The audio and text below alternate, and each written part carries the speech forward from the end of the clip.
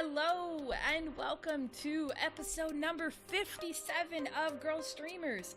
Girlstreamers is a podcast bringing you the Girlstreamers that you know and love. Girlstreamers is a community that supports and promotes girls that stream. We are a bi-weekly podcast and we'll be introducing you to some amazing girl gamers and allow you, the viewer, to get to know some of your favorite streamers. My name is Nymphadora, and I will be your host during this interview. And with me tonight is Heart1lly. If there is time at the end, we will take questions from the audience in the channel. This is a live podcast, but we will also be available for download on iTunes, Stitcher, Google Play, and YouTube. What's up, Heart1lly? How is your week? How are you doing? My week sucked. Oh, honestly, no. It really did. Why? Why did it suck? Well, like I was telling you earlier before we went live, this is my first time on cam in like 2 weeks because I've never been away from my stream for that long since I started streaming. So this is weird. Weird. So you just flat out haven't been streaming for 2 weeks? I haven't been streaming in like 2 weeks. I took a hiatus and I was like, guys, I can't. And I'll come back in October for a little bit. But I'm moving to another country. So I am like up to my eyeballs and stuff. So You are more stressed out than I am. I'm just moving cross-country. You're moving to a completely other country. Yeah, maybe more stressed. I'm not quite sure, but I have to learn another language, and I had to do a lot of paperwork. So I'm not sure who has the bigger stressor here. But in any scenario, moving sucks. It's even if you're moving like 5 miles down the road. It's still so much crap to deal with because... Oh, absolutely. You have to, depending on whether or not your cable company goes to that area, you gotta change all that crap, gotta shut everything off, gotta moving is straight up stressful, and then to add the further the distance, the more it just adds to the moving. So you're just going clear across the country? Like, you're from the East Coast and you're going to the West Coast, right? Yep. Holy crap. I live in Atlanta, Georgia, and I am going to LA because my husband is from LA. So right. Oh, so you're from Atlanta, so that was no problem for you to go to DragonCon then. Right, yeah. Right that's my home convention. So oh man, I love Atlanta. It's because awesome. we didn't get to see each other. I know we didn't bummed. Because our schedules. Oh my god, just going across the street to another hotel, even though they were right across the street, it took an hour just to get across the street to another panel. So there was no hope of me ever meeting any of my friends. I didn't meet anybody. I knew like 15 people there. Yeah, I knew like 11 to 15 people who were at the con. I met nobody because schedules weren't lining up, and it took an hour just to get anywhere in that little section. With all the hotels. How many panels did your husband do? Because I know he had the one panel. Did he have any others? He did 2, and he did the one that was just his. It was Beyond Westworld. It was about robotics and how they're affecting our lives today and things like that. And I wrote up the whole headline, and I wrote his bio, and I wrote everything that was in the program, and I was so excited about it. But then they threw him on another panel on the last day, on Monday, and honestly, I did not know that they do that. They just grabbed his name. They were like, oh, we just threw you on randomly. We saw your name and thought, hey. Thanks. And you know what? I have no idea why he was on that panel. It was a Star Wars panel. It's like, they must have had somebody last minute like drop out, and they needed some kind of person to just but fill I'm a like, seat. You know what? We could have gone home today. Because we drove, and it was like a 14 to 16 hour drive. Yeah. And we had to leave like a whole day later then, and we got home at like 2 o'clock in the morning the next day. Because of that. Where we live, we drove in. We've gotten hotel rooms before, and those are usually the years that I party hard because I have a hotel room. But this year, we knew for a fact there was no way because of the move. Like, we deliberately scheduled our move after DragonCon so that we would not have to worry about trying to fly in for DragonCon or waiting till after TwitchCon and having to fly out for TwitchCon. I was like, look, we have this nice little like 2-month buffer between DragonCon and TwitchCon. We can move right in the middle and not have to take a flight and spend money on flying on top of the move. And husband was sold. He was like, all right, that's good. That is You know perfect. what's crazy is I have flown to and from Finland cheaper than going to Atlanta flight wise. I Really? can't- Yes. That's so weird because like I find cheap flights, at least flying out of Atlanta, all the time. And one thing about Hartsfield Jackson that I'm really, really, really going to miss is how convenient it is to get a flight out of this airport. Because it's the busiest airport in the country. So there's always flights. You can always find a flight coming out of this airport.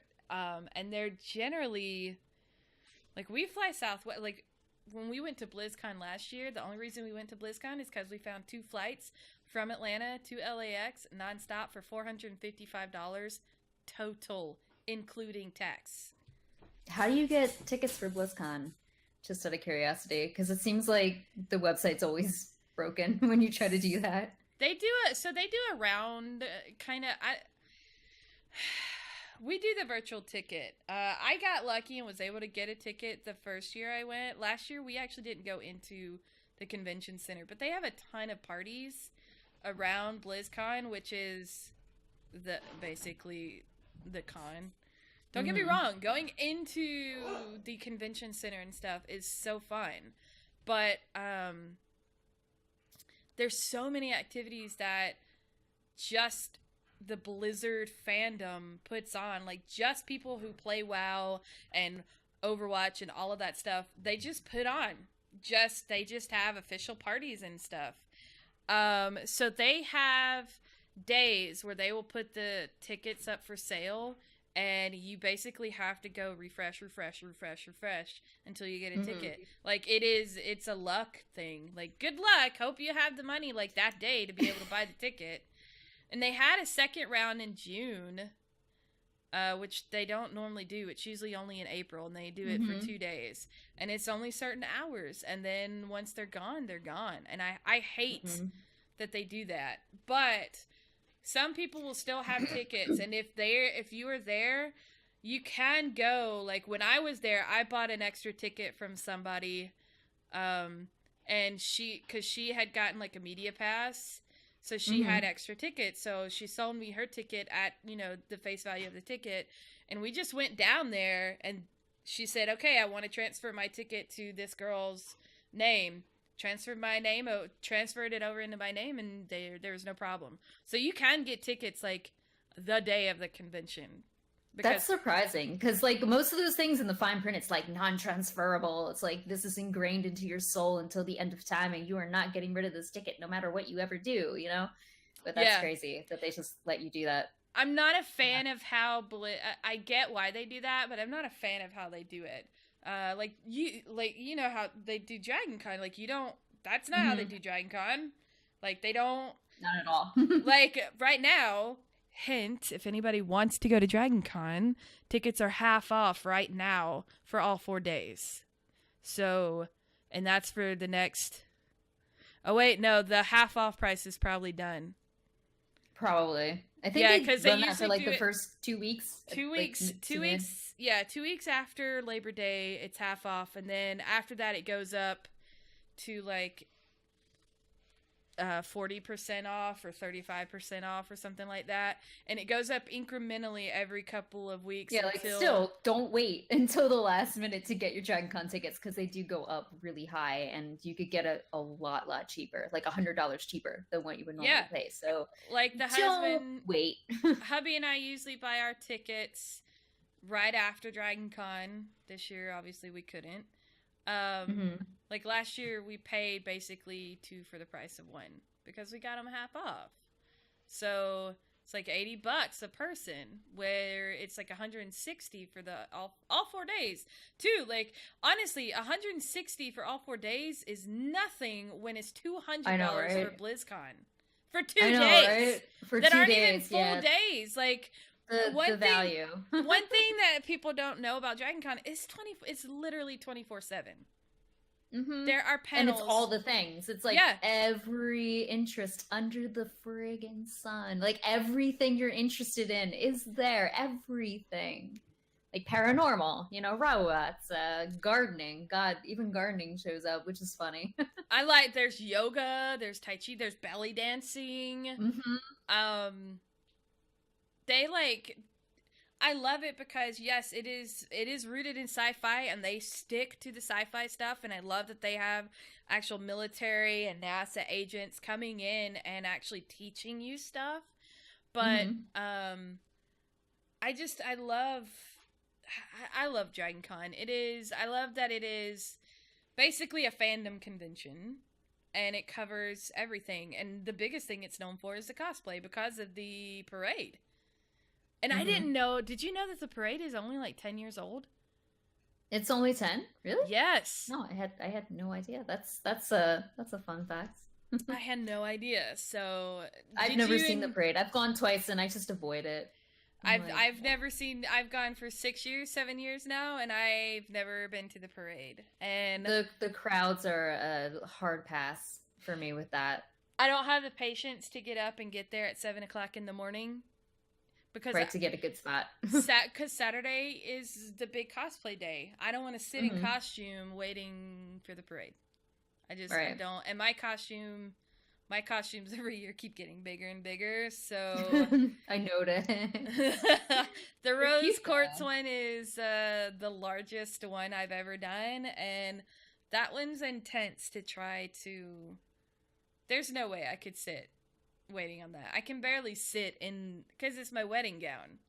So is it really? Yeah, it's my wedding gown. Interesting. That's a good way to reuse your wedding gown, because most people can't. They just hang up forever in their closet, or they get pressed, and that's awesome. I was like, no, this dress is beautiful. I want to use it again. And I had the intention. I was like, there's got to be something I can use it for, like some kind of princess dress, something. And it just kind of sat in the closet forever until somebody introduced me to Steven Universe, and then I was like, oh my god, this is great. Yeah, Steven Universe I try to spread around like it's a disease, but a very, very pleasant disease full of happiness and tolerance and sunshine. I love like how detailed, but yet how simple the artwork is.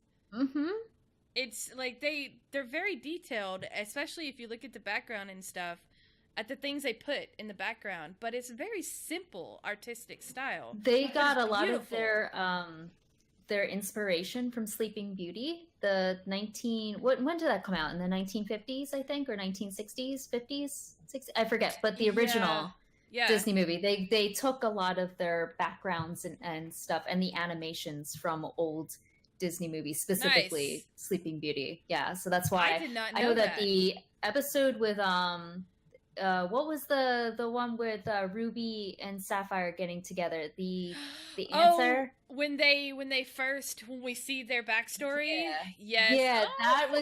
That was definitely they pulled that straight from Sleeping Beauty during the dance sequence and the singing, which was really cute, and I loved it. And that's yes, it is. Holy crap! Yep. I have the art book. That's the only reason why I know these things. That is so awesome. Yeah. The art book is totally worth owning, because if you're a big fan of Steven Universe, I highly recommend that. Okay, that's dope. That is so awesome. So now that we've geeked out a little bit about DragonCon, speaking of DragonCon, would you ever go back if you could? I know you're moving out of country, but eventually, yeah. I want to do different cons, though. I was even thinking about, like, where BlizzCon's being held, the Anaheim Convention Center. Because it's next to, like, Disneyland, and it's near Universal. Oh, it's right there. You can walk right there. Like, you can walk exactly. right there. It is right there. I really want to do the D23 Expo, which is the Disney Expo. Oh, that would be awesome. Yeah, that one looked really cool, and I wanted to do a couple others. I forget what other, like, I'll remember some other day, but AWA is this weekend here. Or AMA, it's the anime convention that has grown a lot in the last couple of years here in Atlanta, and it's held like in the north part of Atlanta somewhere. I'm not exactly sure where, but yeah, that's going on like right now. But that's supposed to be a really good one too. Yeah, since I'm going to be in the EU, I was kind of hoping that there would be more cons in the EU for me to go to, but there aren't that many. Really? I really wish that there was like a TwitchCon in the EU, because I would go, because it's not that hard to go from EU country to EU country. It's right. Like, okay, you know. Some people don't have the means, but if you do, it's not that much of a struggle. Not like the USA, which is massive. It's a massive country. You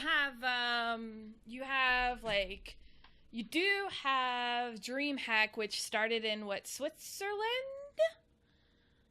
I think, or Sweden. And so I do think DreamHack, although they're expanding in the US, I know DreamHack started in one of the EU countries, but I'm not exactly sure which one. And then Gamescom, but those are like the biggest ones right now. I don't know of any others. There's off Final the top Fantasy of my Fan head. Fest. Oh, okay. And that's for FF14, and I like FF14, though I'm not playing it at the moment, but I know that it's going to be held in Paris this year, and they switch European countries on where it's going to be. I know that last time it was in Germany. This time it's in Paris, so I'm hoping maybe they'll hit the Netherlands at some point, and I'll actually magically manage to get a ticket, although those are really hard to get too. They're like BlizzCon tickets. It's very difficult to get those. I really hate that whole, and I'm not a fan of you can't transfer the name. Because DragonCon won't let you transfer the name either. And I wish that, like, BlizzCon will at least let you transfer the name, but you have to be right there, and you can transfer it up until I think like middle of June, and then you can't transfer the names over anymore. So a lot of people will buy them in bulk and then sell them to their friends, which I think is messed up. That's part of the reason why nobody gets tickets, because you've got people buying unethical blocks of tickets and then reselling them to their friends. And it's like, well, screw you. Yeah, that's totally unethical. Not I mean, cool I guess that's why. I guess that's one way to stop people from doing that, is not allowing them to transfer names. But yeah, I agree. I think it's unethical too. Azili did say that Twitch London is like twice a year, so that might be something worth checking out. It's like just I did see that tickets were just on sale for winter Twitch London, which I thought was weird because it's in November and autumn actually goes until December 22nd, but it's Twitch winter. But whatever, whatever. I would go to that. I probably can't this year. For Twitch winter, then it should be like January or February. January or February, and then that would be Twitch winter. This would be more Twitch autumn. yeah. But yeah, I mean, I understand, because maybe it's colder over there at that time of year. I don't know. I've never been to London in November. I know that winter in Finland is now. So yeah, because Maria, that's where Maria lives. And I interviewed her a few podcasts ago, and we had to pre-record hers because the time zone, doesn't quite match up. It's like 2:00 in the morning for her. So yeah, not quite ideal to do a live broadcast. But yeah, it was, and I think they were going through a heat wave for the summer too. Oh yeah, it was weird. There were like reindeer jumping in the water with the people. That was up near Lapland though, but yeah, that was fun to see. That was really fun to see. But yeah, I remember I went to Finland around this time last year, and I was freezing. I was like, this is like December where I'm from. I was cold. I went over with this like really thin jacket. I'm like, this will be fine, right? It's still September. Nice you know, what I considered a fall jacket. Yeah. I was so cold. Oh God. So cold. I know, putting like wood in the fireplace kind of cold. It's bad. Nice. So how'd you come up with your screen name? Oh, my name. Okay. A long time ago. In a galaxy it was far, far away. Hey, puppy. far, far away. Like this is like my origin story. Yeah. Cool. Yes. Ooh, I'm It- gonna change that to asking people what's your origin story. What's your origin story? Well, I'm glad to be Great. an inspiration or something. It originated because when I made it, I was younger, and it sort of adapted with me as I got older. But it was from Final Fantasy VIII, from one of the characters. Their last name was Heart1lly, so I took it because I thought it sounded cute. And then the actual definition of Heart1lly, I really enjoyed it, so I just kept it and kept using it because I'm like, this is nice. I like it. You know, it's easy to pronounce, and it, you know, most people just call me Heart. But then people started calling me Heart1lly. When they would see my Twitch name, like it would come up and they're like, "Hey, Heart1lly," and I'm like, "Well, that sounds pretty too." So I never correct people on what my name is. So the safest thing ever is just to call me Heart if you're not sure.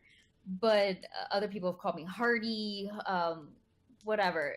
But Heart1lly works too, so whatever. At first glance, it looks like Heart1lly just because of the way the one and all the L's and everything lay. I know the one trips everybody up. I totally. But then upon like second glance, it's like, oh no, that's Heart1lly. There is no L before that. Okay, all right. Yeah, I'm saying it right. Okay, good. I'm usually pretty impressed when I go into a new stream and somebody actually gets it right on the first go without any hesitation. I'm like, wow. Nice. They're amazing. Like, I think that that's just the coolest thing, that they can just say it without any hesitation in their voice. It gives me pride when people come into my channel and I say their name right the first time. And they're like, you got my name right the first time. I'm like, yeah, because I can read. Although I do get people's names wrong. I've learned through streaming to slow down and read the name before I say it out loud. Yep. Yeah. Yep. Especially if you stream, if you are a female streamer, and especially on this channel, Girlstreamers itself, they like to try to get around. And one time they got me because it's one I'd literally never seen before. And it was Ray, and you can imagine what the rest of it was, but the way it was spelled out, like, even saying, like, unless you said it out loud, you didn't see it. You saw it, you heard it once you said it out loud, but it's one of those that got me, because, you know, it was separated and everything, and I'm, like, saying his name, and, you know, it had something to do with sexual assault, and awesome. I was like, oh, you got me, banned, right? And of course, because I'm not stupid, I go back to see if he clipped it. He clipped it. Of course they do. So I deleted the clip. I was like, yeah, I can still delete the clip. You're not gonna have it, you know. I know. What it's like, I can go in and I can actually delete this clip. So I'm not sure why you wasted the 10 calories. Unless they downloaded it like right then. They're not going to be able to come back to that clip. Like, because you can at least download the clip if somebody has it, and then they have it forever. But, yeah, I was at least able to delete the clip so that other people can't see it. Yeah, like, that's the one that's got me. In the 2 years I've been streaming, the one that got me was that one. Oh, it's just funny that we can share stories like that. Like, that's the one that got me. Like, it's the war. It's like telling war stories, man. I know. I was taken out by this name. 10,000 yard stare. It's the one, man. It's in the 1,000-yard stare. Anyway, so what's the first game that you played that got you into the gaming world? That got me into it, into gaming. Hold on, I have notes. Let me jog my memory. I kept notes on this. Oh, what was the first? I know. thing Did I say that too fast? Because you were like, "Wait, what? Did I? What? No, what no, did she no, no, just no. say?" You cut out a little bit, but let's see. I'm pretty sure the first thing that I ever played was like on my NES. Actually, it was my sister's NES. She was the one who got it because all the kids at school had one, and she wanted to be cool. And she was like 8, and I was 4, and she got one, and she really wanted it, and then she didn't play it, so I did, and she had a whole lot of games. I would just go through them and put them all in, but Super Mario Brothers, obviously. Bubble Bobble, she actually did play that one with me. We got all the way up to like levels 70 Bubble to 85. Bobble. Bubble Bobble, we 2-playered that one all the time. Got up to like level 85. That sounds like an awesome game. I just like that's just fun to say. Crowning Bubble Bobble. achievement. Bubble Bubble Bobble. Oh my god, that one's so good. That's the one game that I don't know. Did the Switch Online have that on there as part of their library? If anybody knows, I have no idea because I haven't looked at the library of what came out on the Switch when they did their online service thingy. But I would definitely be interested in playing and streaming that one because I love me some Bubble Bobble. And then I had an old Apple computer, the one where everything was green. Yep. Just all the pixels that were in green, and I played like countless educational games on that. And I mean, they were pretty dry and they were pretty boring, but I mean, I still played them. So. It was new and it was weird and it was cool back then. And then I destroyed that computer by putting the floppy in the wrong way, and there was smoke coming out of it. Oh, no. Yeah, I was little and I put the floppy disk in the wrong way, and smoke was legit coming out of and plumes up from this computer. My dad was furious. My dad was so upset because that was the computer that he took his exam on to become a teacher, and so it was like sentimental computer. And me, I'm just over here and it was like, yes, this means we can finally get a Windows 95. And I was like really excited. He was really depressed. Man, Windows 95 was an awesome operating system too. Dang. You got so many free games with that too. Yeah. It always came with stuff. It came with some free. There were some weird games on that. I don't even know the names of them. I just remember there was one game that had like these weird trolls, and you had to go through like these dungeons like in Doom-esque form, and like it was like I can't even describe it. I just remember one section of it I could not get through was a cauldron, and in order to move forward I had to fill the cauldron with whatever the troll told me to get. And I could never find everything, and it pissed me off. That sounds like crap that I stream. That sounds like something that I would probably stream. I feel like that particular game would be an awesome game to stream. I wish it was in one of those discs, you know, where you got like 1,000 games in a disc or whatever. Those are horrible. And the people who did those, you're awful, terrible people. Because they would ruin your computer.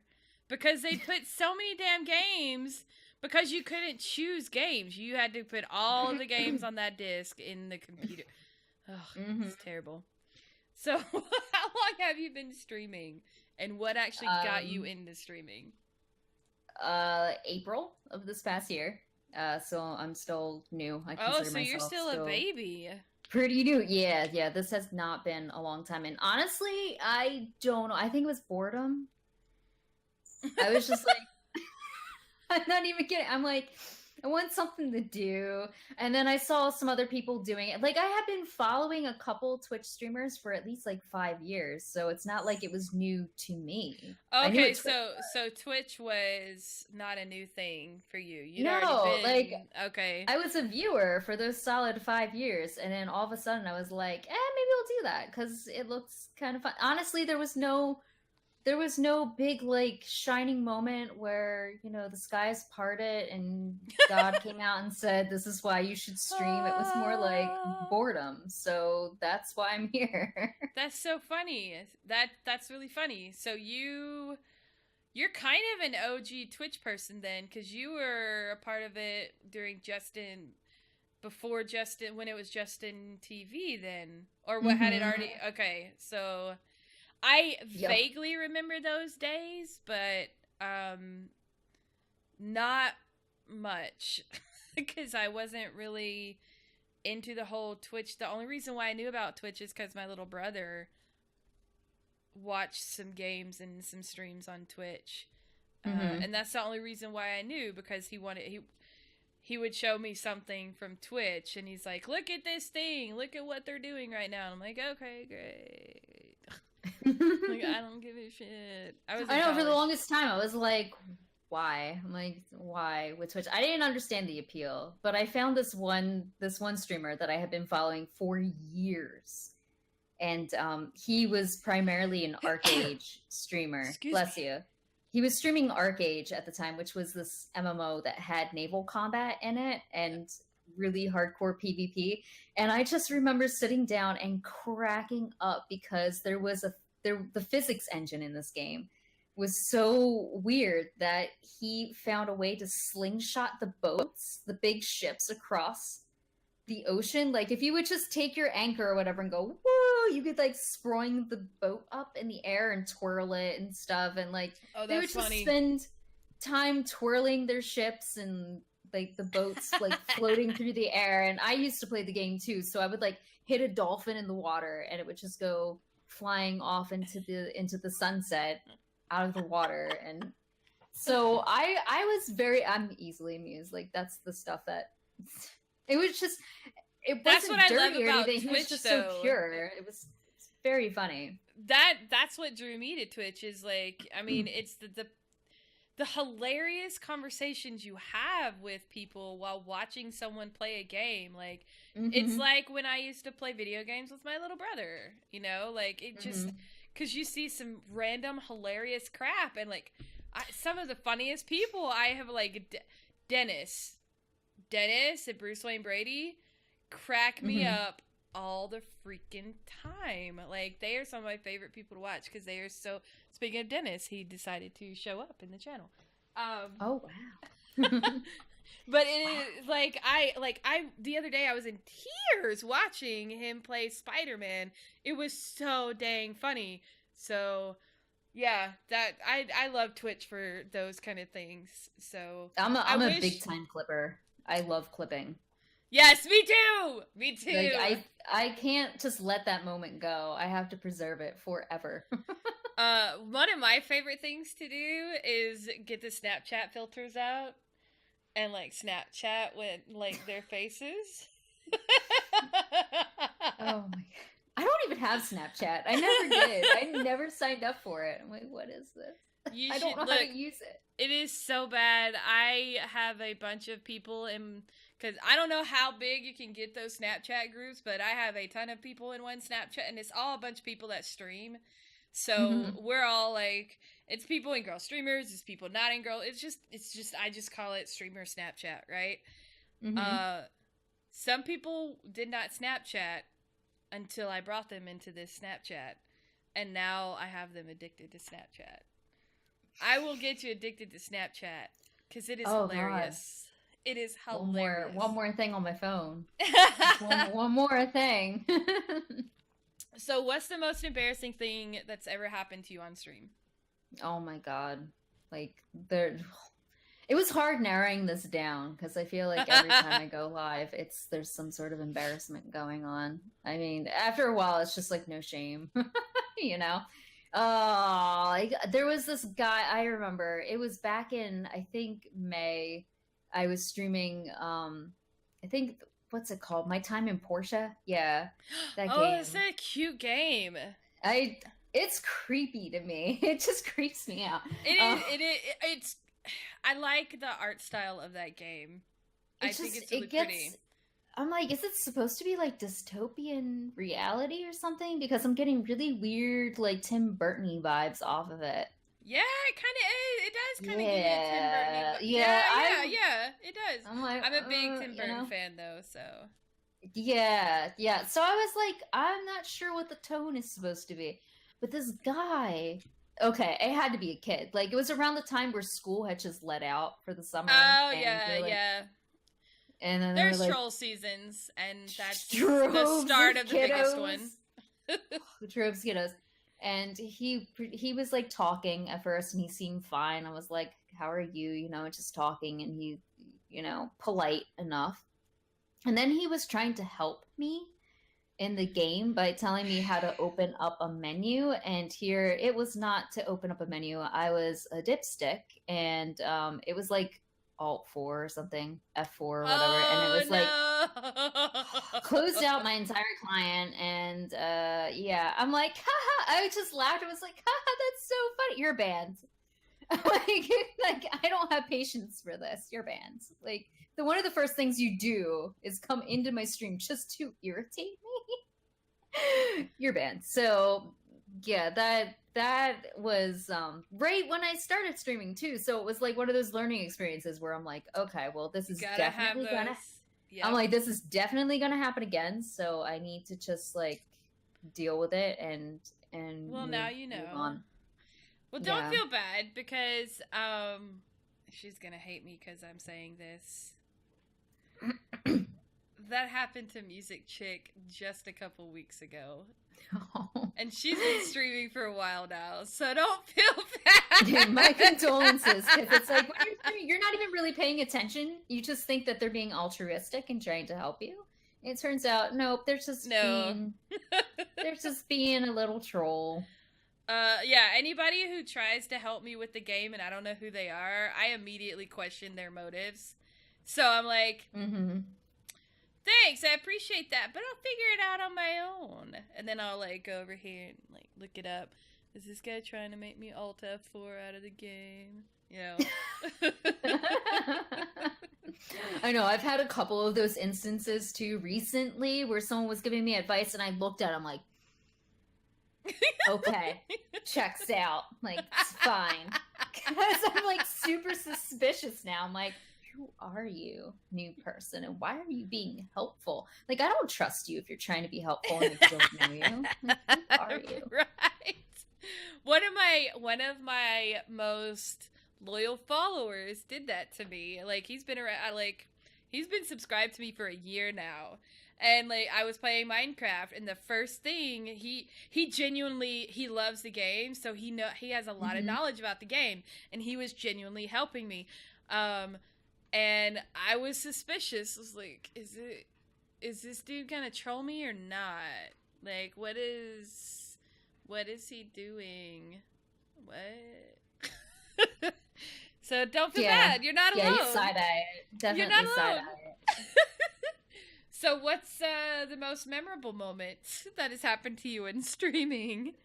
That was legit the only question that I got hung up on. And honestly, I don't really know. I mean, I guess... it could be the last answer. Could be your most memorable moment on stream. I mean, well, I don't think it's that. I mean, I really did have to think about that one. So I don't think most memorable. When I think of most memorable, I think about the first time that I streamed and the first day that I streamed.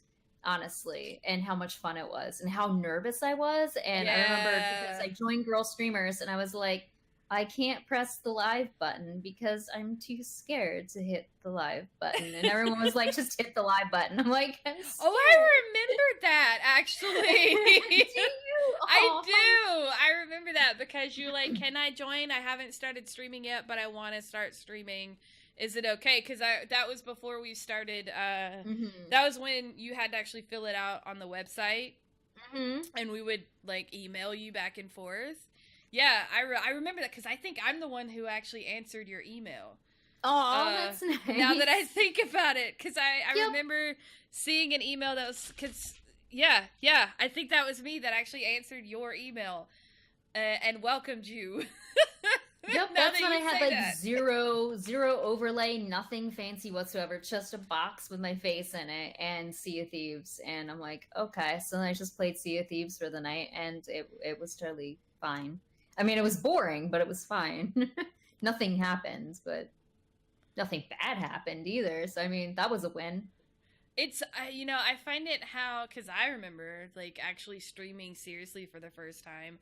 I didn't have a cam at all, and I was like, I didn't know what the hell I was doing either. I just decided to stream WoW because I didn't know what else to do.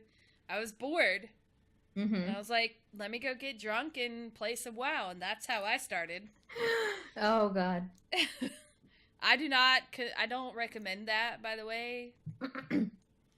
Drunk streaming. I was not in a good place at that point in my life, so don't do that. Don't. I've definitely seen drunk streams, and I'm just like, what are they doing? Because like they're like rolling around on the bed.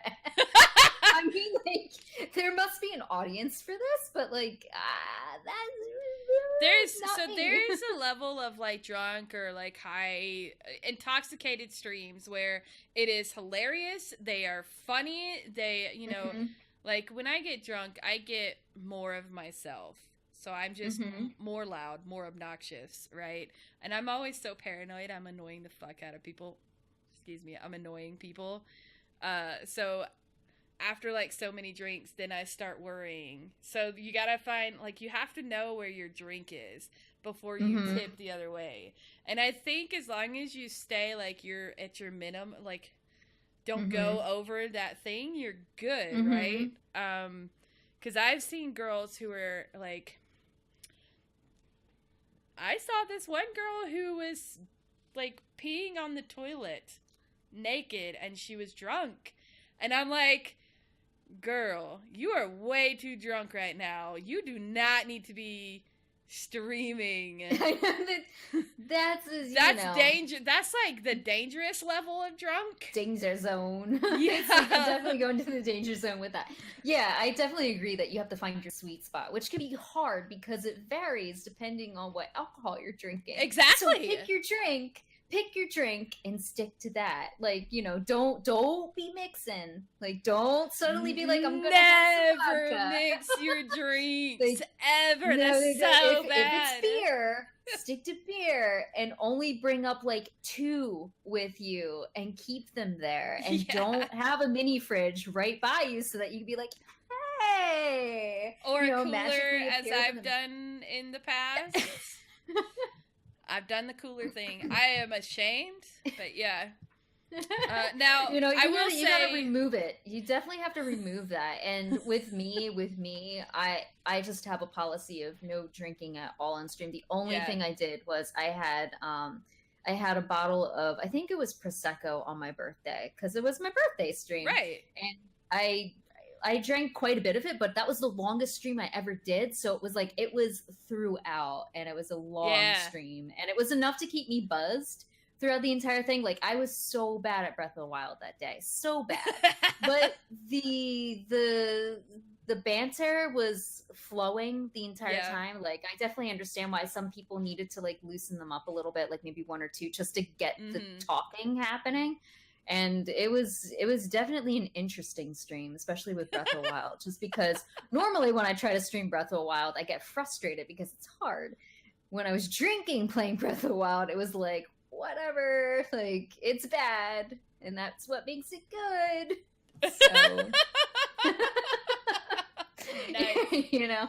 New Year's Eve, I did a 12-hour stream with me and Keek Nightmare planned to do a 12-hour stream for New Year's Eve. So we hit New Year's Eve in each time zone. And so I had a bottle of shitty champagne, you know, in this ice bucket. Husband put it in an ice bucket. And so I would, you know, but it's throughout the 12-hour stream. Like one bottle throughout the 12-hour stream. But I didn't even pop it open until like New Year's in the East Coast, and I didn't refill until each hour after that. But yeah, I don't recommend doing a lot of drunk streams. They can really be harmful on your body. They make you do stupid things. I know people who have said that they would do them, then they would go back and watch the VOD the next day, and it would just cause them to go into a really bad place mentally and for your own health, you know, mental and physical. Like, plus it can also be a little dangerous too, because like with me, I always have like a bajillion wires around me, and I don't have to be tipsy to get wrapped up in these wires and have an accident happen. It just happens, like even when I'm sober. So I couldn't imagine if I were drunk and on stream. I'm pretty sure I would destroy my computer by accident. Got really drunk one time that my husband had to come in and turn my computer off. It was just so bad. I was so... That was the last time I got to that point. Like, I stopped drinking after that for a long time. Because I was... You do have those moments, those sobering moments. Yeah, like, it was definitely a sobering moment. And I went back and watched the VOD, and I'm like, that is so cringy. Like, last weekend, I got a bottle of wine, and I drank a whole thing of wine. And by the end of it, I was like, man, I know that stream is terrible. So I went back on Saturday and watched the whole VOD. I made so many clips from that thing. It was hilarious. It was like that perfect, like, you know, that perfect thing of, I just need to let loose, but I'm not wasted. Kind of, it was hilarious. Oh my God, it was ridiculous. I made a lot of clips out of that. And I'm not there's definitely a good way to do it and a bad way to do it. The responsible thing is figuring out the two and where your moment is. And you know that if you're going to be like the kind of blackout drunk that's peeing on the toilet, then you definitely don't want to be doing that on your stream. Exactly. You know, but you know, it can be, and especially with us, since we were kind of bonding over this before the podcast started, but like when you have like health issues that sometimes can only be alleviated sometimes through like maybe having a beer or two. Yep. Beer or two can escalate into more because you're self-medicating at that point, and it's like when you're like moving to another country and then your digestive system's all out of whack, and like the last thing that you should be doing probably is having alcohol on top of that. But it's like, right, oh my God, I need relief like right now, like a glass of wine. Just a glass of wine just to chill out a little bit. Yeah, it's been stressful times. Yep. So what type of games do you like to play and stream other than Zelda? Right now, well, it's pretty much always going to be a retro kind of channel. It started off as me playing whatever, and then I'm like, I'm going to do retro. And then from retro, I kind of just went into more variety, and I like to do retro at least twice out of the 4 streams that I would do, 3 or 4 streams, which would be like classic NES games, DOS games, nice. Nintendo 64 games. I like to really play a lot of Nintendo 64 games. And I did a lot of those too when I first started. And then I moved on to some DOS games and more point and click adventure stuff. But right now, when I will get back into streaming, I've been playing a lot of Lord of the Rings online, which is totally outside my wheelhouse usually. But how do you feel about it? Are you enjoying it? Am I what? Sorry, you cut out for a second. Are you enjoying it? How are you?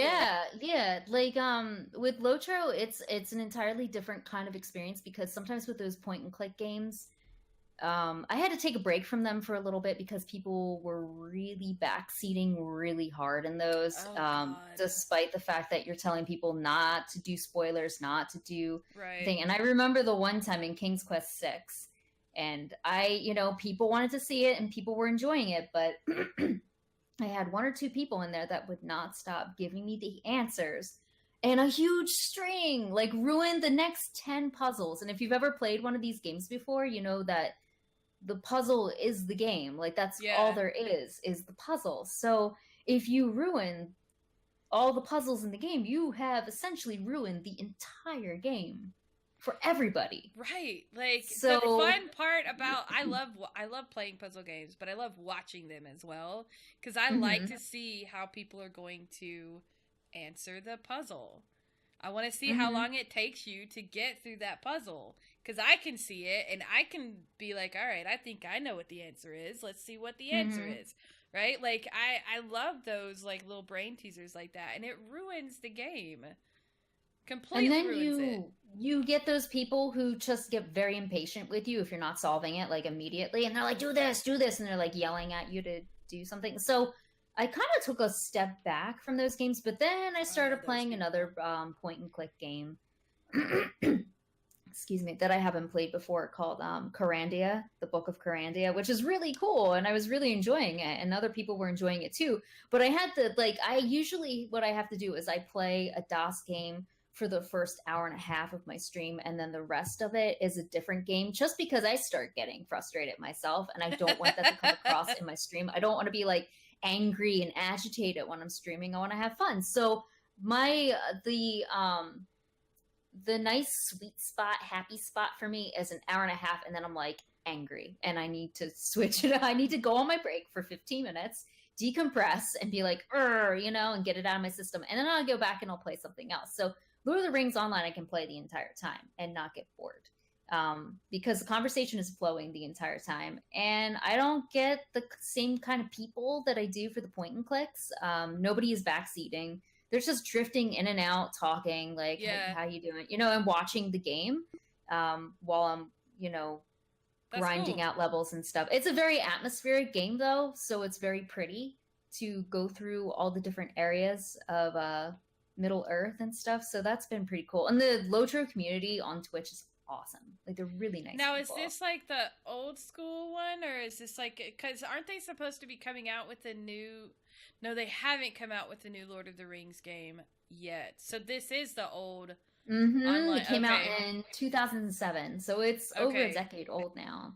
All right. Yeah, because they're coming out. Janky. They're coming out with a new online Lord of the Rings game, I think. No, is it? Yeah, it is online. Yep. I'm trying, because I remember talking about it on the Cosmic Bulletin one night. But there's not much information about it yet, other than just that it's like the Warframe people. Yeah, and they're not going to touch canon. So we're not going to get anything from the books. It's going to be like before that happens. It's like it's a prequel, I think, to the trilogy. Yeah. Which, okay, well, I have no idea how they're going to handle that then, because I'm curious. I mean, Warframe is a great game, so I'm curious about how.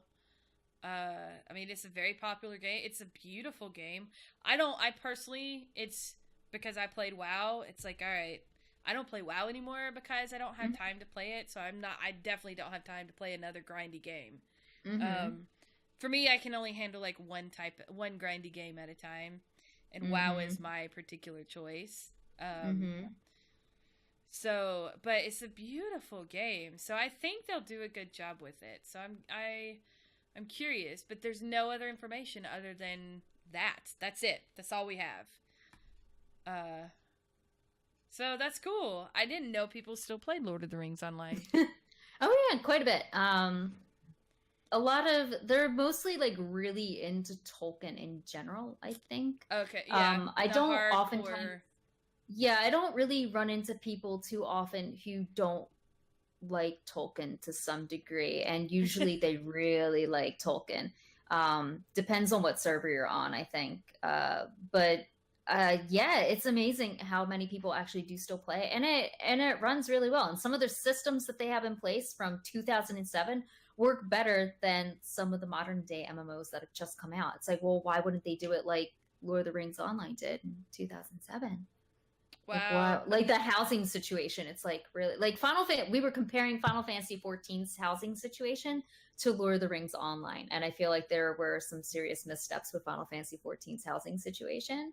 Don't get me started on WoW for the housing. Whereas World of Warcraft has no housing.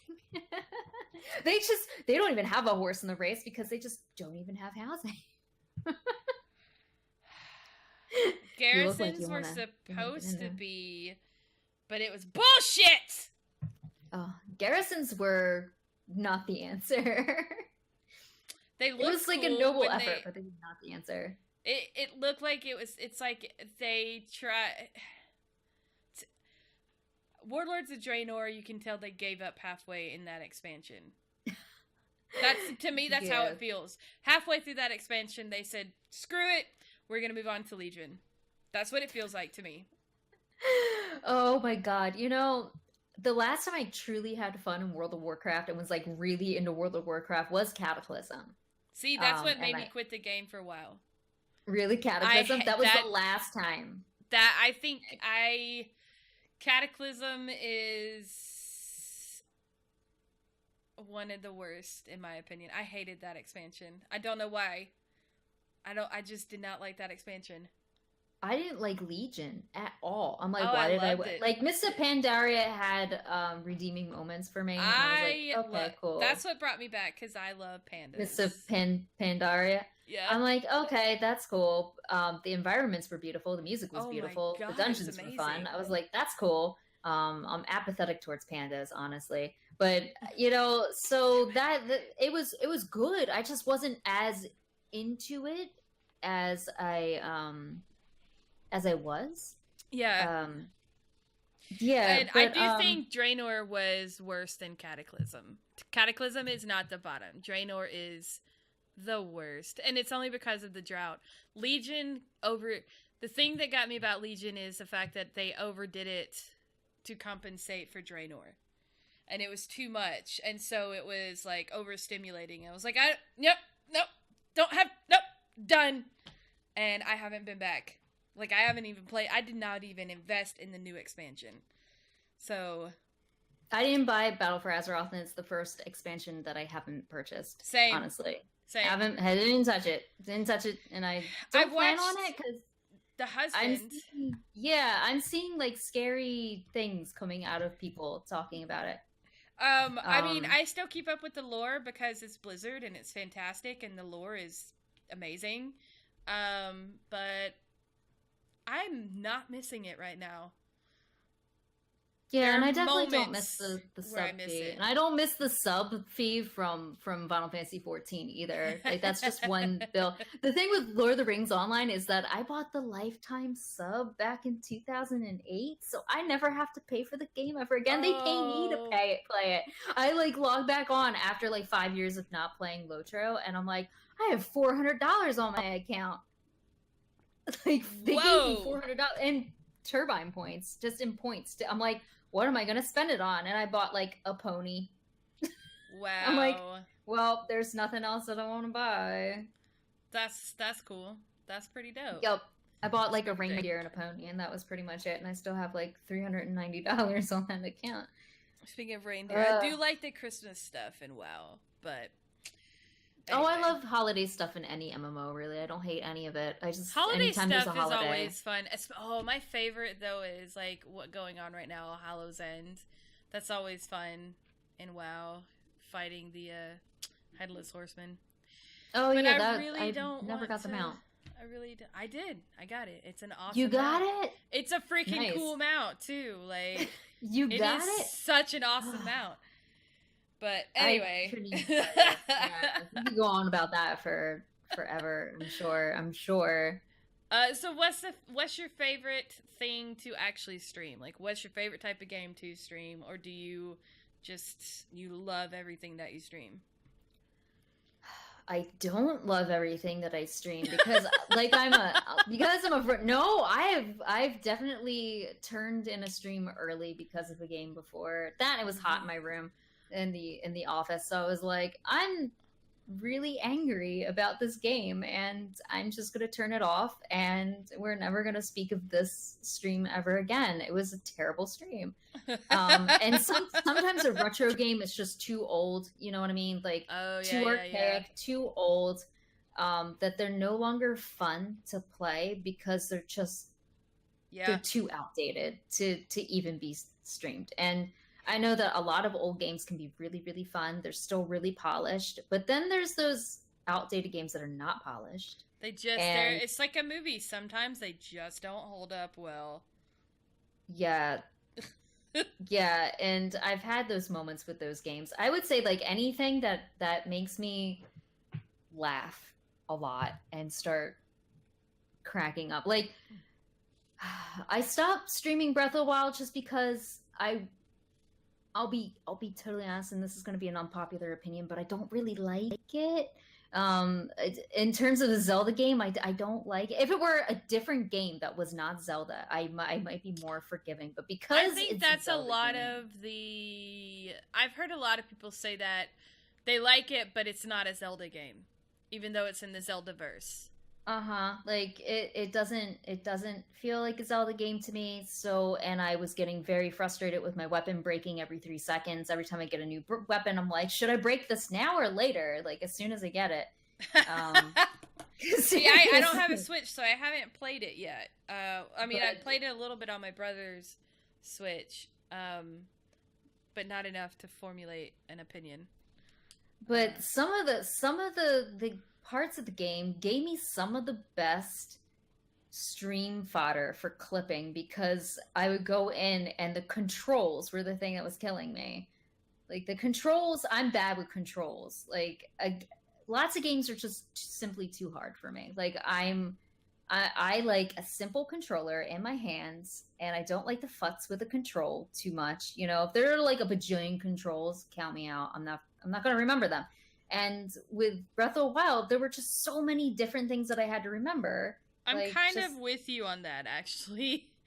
And I feel you. You know, talking to other streamers and gamers who are in their mid 30s, even 40s and 50s, they're like, it gets worse as you get older. You just can't. Your reaction time goes down, and you just can't friggin' remember. You know, like what the controls are sometimes. Awesome. And I'm like, why is this so hard when it was so easy when I was 8 years old? I feel like I was a much better gamer, and I was a lot better at these things when I was 8, as opposed to how old I am now. And I'm like, well, that's weird, because I felt like I should have been getting better with time and not worse. But that's evidently not how life works. If you do look at the controllers now versus the controllers then, it is completely different. I'm with you on that. Like it's taken me a long time, and I still haven't quite figured out how to shortcut on Fortnite, because you have to build if you want to survive in that game, right? But there's a lot. It's not just move and pew pew, which I prefer. Just let me move and pew pew. I don't give a shit about this building. Just let me move and let me shoot you, and we're good. We're done. I'll reload. Like, I don't need F1, F2, 1, 2, and 3. Like, I don't see the point in that. I don't. You just want to shoot people? Yeah, sometimes Overwatch gets me feeling that way too. I'm like, the class-based shooters, they make me pine for just a good old-fashioned, let me just shoot you with a gun that everybody else has. Like, let's all be on a level playing field here, especially with the Symmetra changes. I'm so done. So done. They changed her again?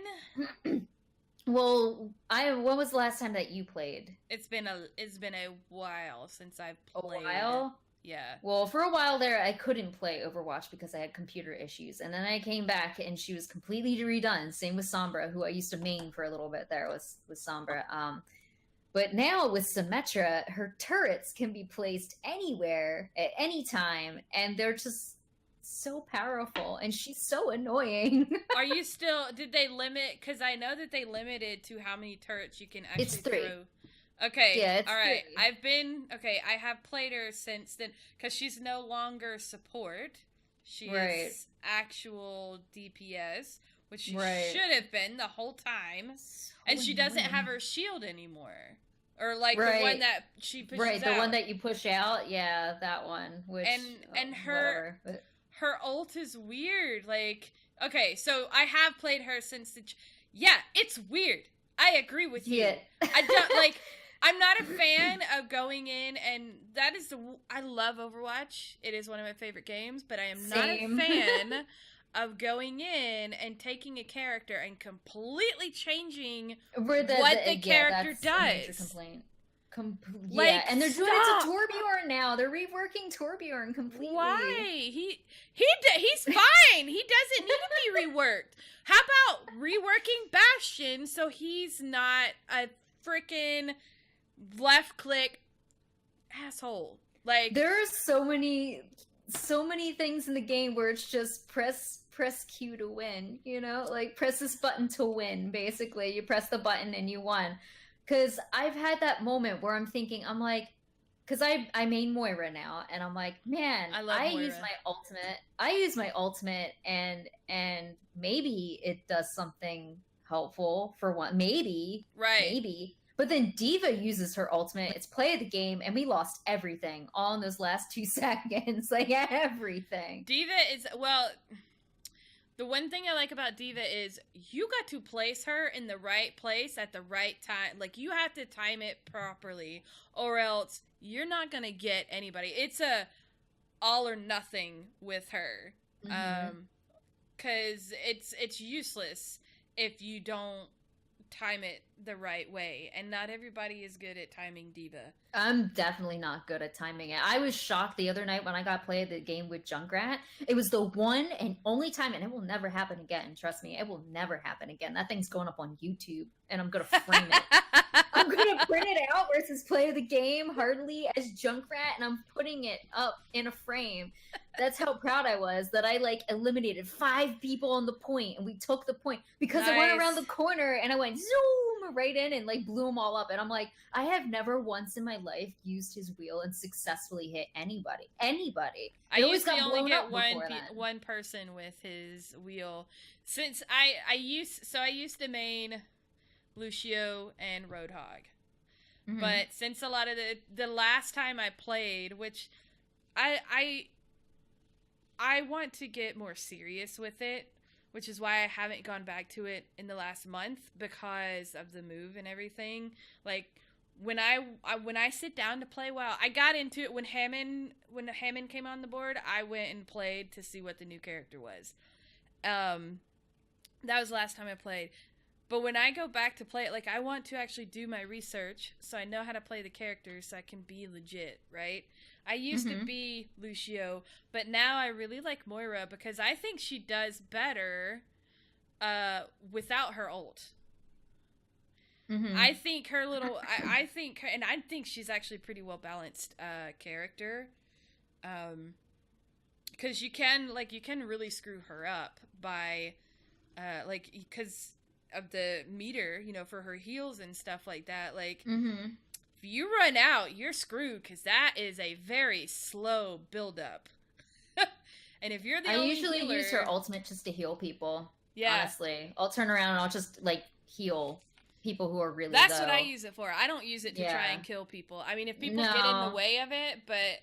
No, it's... Like, if they have, like, a little tick left, maybe I'll just, like, veer it off to the side and hit them. But I don't actually aim to hit somebody with full health with that thing. And I very rarely use her death ball either, like the purple ball. I am spamming the yellow one. Because I do a lot of deathmatch, team deathmatch. Oh, and whenever team deathmatch is up, I am doing team deathmatch all week. And we're really good with that setup. And... Nice. Yeah, so I only use the healing ball, and that's pretty much what I do. And I just like knock people out with the little ball. If there's like people who are low, then I'll use it just to get them out of the way. But I remember there was one those come up pretty quickly though. So like the balls. Yeah, and stuff. like I'm always throwing that stuff out. On the other team, the Moira kept using her death ball at us, and what it was doing was it was just ramping up our ultimates, so we were constantly getting fed with the death ball that she kept throwing at us. It wasn't really hurting us that much. We were like, okay, healing through it. But our ultimate meter kept going up and up and up, and that it's for that reason that I don't really use it very often, because I don't want to feed their any more than they need to. So... What is your favorite? We're actually... Okay. I actually have to run to the restroom really quick. My stomach is not feeling friendly. Okay. All right. I am so sorry. I hate when I have to, like, run to the bathroom in the middle of a podcast. Indeed. I don't think anybody really enjoys that. So, I apologize. My dinner's not sitting well with me tonight.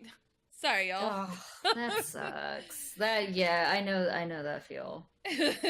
Yay! So, what is your favorite game of all times? Oh, man. And then what is your favorite game right now? Oh man, all time. That's terrible. That's an awful question. You shouldn't ask anybody that one ever again. That's one of my favorite questions.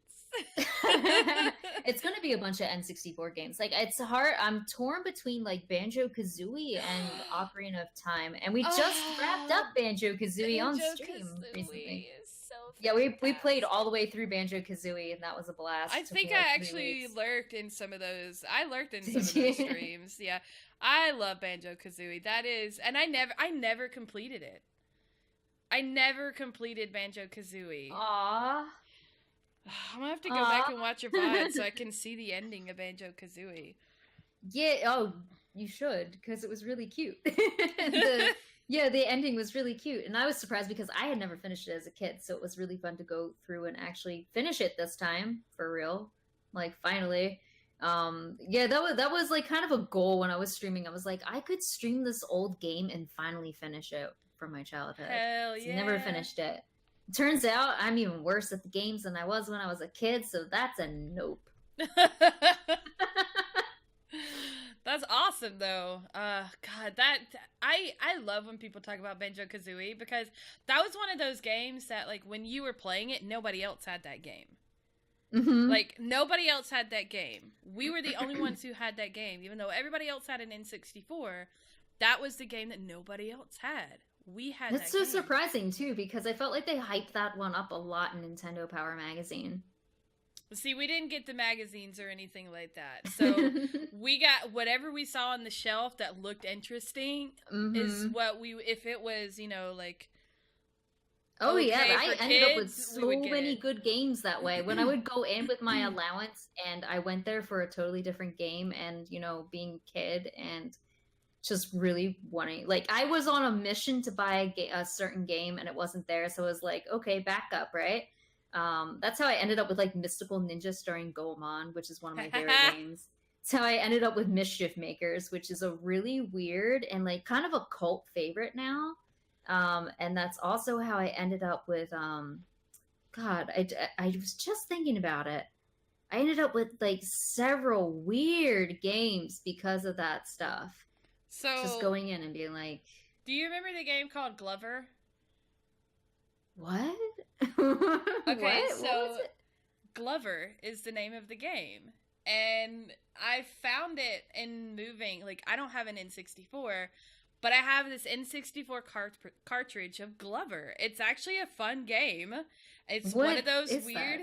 It's a glove, and you are moving this glove, and it has to do, like, all these different puzzles, and it's trying to get to... I don't know. I don't remember what the hell it's trying to get to. But you go through... You have to Google it. It was a fun... I definitely will. puzzle, trippy kind of game. Mm-hmm. People in chat remember Glover. So good. I'm so glad I'm not crazy. Whoa! People remember... Really? Oh my god. Oh my god. How do I not know about... Yeah, it was so weird. I don't know why I have it, but my brother has an N64, so I'll have to ship it to him. That's weird. I don't know why I have never heard of Glover. That's weird. You would think that I would know about Glover since I love the retro games and stuff. And wow, all right. I just remembered. Do you remember the Sprite dot, like the red dot on Sprite, and he had shades, and he was like he had legs and arms. Yeah. Yeah, yes! And he had his own video game on the Sega Genesis and did he on the really? Game Gear. Yeah, and I just remembered that because I saw a video of it and I'm like, wow, somebody actually did a whole playthrough of it. And I'm like, are you kidding me? Because I completely forgot that I owned that game. That is so funny. That is so funny. Yeah, the game was terrible, but I mean... Are there any games that you're excited that are coming out soon? Soon? Next year, like Ooblets, that I can't wait for. Ooblets is going to be great. And Necro Barista, which is I don't know that one. That's a visual novel that's coming out. It's kind of like in a 90s anime style, like Cowboy Bebop and stuff like that. They were inspired by that, and it's this new studio that has never done I don't think they've done. Okay, I can't actually say that for certain because I'm not really totally sure if they have or have not put anything else out before. But it looks really cool, and Okay. I think the reason it's taking so long is because it's also coming out on Switch now, so that'll be really cool. Oh yeah, Just yeah. I want all the Switch games, all of them. So since you are a mostly retro gamer or streamer, what is a game that you would want to have a reboot or a remastering of? A remaster, Final Fantasy VI. Okay. Because I haven't played that one all the way through before, and I think what's holding me back are the sprites. And I know that's weird considering I play like DOS games and stuff, but I'm supposed to be really emotionally invested in these characters, and it's hard when they look like teeny weeny little dolls on the screen. I don't know. I disassociate a bit when I see teeny little sprites, but something very dramatic is happening on the screen, but they look teeny with these huge eyeballs. And I start disassociating the heavy drama with how they look on the screen. So I would honestly really is that weird? Nope. Is that weird? Nope. I totally get it. I provide... probably would be laughing my ass off at because that sounds like googly eyes to me. It sounds like they have googly eyes. Yeah, and I mean, like, there are some really incredibly defining moments for Final Fantasy in that game. But they deserve to be seen in, like, HD and, you know, in all of its glory. Like, where she's throwing the bouquet out during the opera scene, and she throws the bouquet out to the audience. And I just think that that would look absolutely breathtakingly amazing if it were completely redone in today's style. So that maybe, you know, it wasn't this teeny little sprite going, you know, just like, it's just like this teeny little pixel bouquet like floating off. It's like, I know that I'm supposed to really care, but I don't. And I feel bad that I don't. I want to. So is there a game that you would want to play, that you would love to play again as if it were the first time? Most of them, no, but I think that it would be interesting to go into World of Warcraft right now as a brand new player, just to see what that would even feel like. You know what I mean? Like, that'd be so intimidating with all of the expansions. Yeah, like I started WoW back when it was in beta. I beta tested. Wow. So I'm from that part because I moved on from Dark Age of Camelot straight into World of Warcraft. Wow. I really love Dark Age of Camelot. Moved right up. In my sorority, we played it. We moved from Dark Age of Camelot, and we went into World of Warcraft together. And I think that it would be interesting because coming from the new perspective of I've never touched this game, I want to see what the whole hoopla is about, sort of. You know, going into it, and would I be really turned off by the graphics? Would I think they're okay? How about like all the other things that, you know, are kind of outdated now? It would just be interesting to have a completely and totally fresh perspective on WoW, as opposed to I'm going in with it with like over a decade of history with this game. So you see things differently. Yeah. Like you're a lot more forgiving, or you could be a lot more critical. You could either be very forgiving or very critical about it because you either absolutely adore it that much or you can't stand it because it burned you back in like the Burning Crusade because the Draenei were just too much for you. Like, I know that a lot of people were like, no, space goats, but I mean, it would just be cool, I think, you know, to see that sort of thing. I know that a few friends of mine are playing Lotro for the very first time right now with me, and it's kind of interesting. I know Shambot in particular just started playing Lotro and streaming it, and it's interesting watching her reactions to it coming from someone who's also playing Final Fantasy 14, a modern MMO. Mm-hmm. So going from that to something older, it's like, how's this gonna take for somebody? You know, that I remember, because I started in Burning Crusade. Right towards the end of Burning Crusade, I probably played... No, I think... Because Lich King came out maybe about 6-7 months after I started playing. So, kind of right there in the middle towards the end of Burning Crusade is when I started. And I remember the feeling of playing this game. Like, I'd never played anything like it before. And I miss that feeling starting playing WoW, because I never played an RPG like that. I never played an MMO, never really played, well, I take that back. I did play the Toontown, Disney's Toontown. Toontown Online. Some people still stream that. Because on private servers. Because they have dedicated private servers that recreated the game, which I have been looking into and will probably start playing that because I love that freaking game. So that's something we'll have to keep an eye on, is Nymphadora streaming Toontown Online. Okay, yeah, I was totally a college kid playing. That was my introduction to MMOs.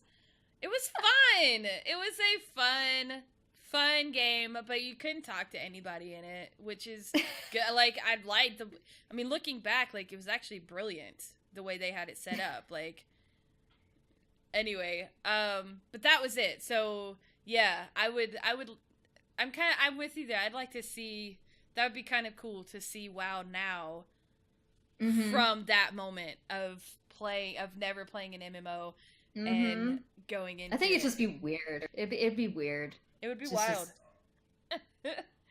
Yeah, I mean, there's so much content there. I think I would get very overwhelmed immediately. I'd be like, oh yeah, definitely.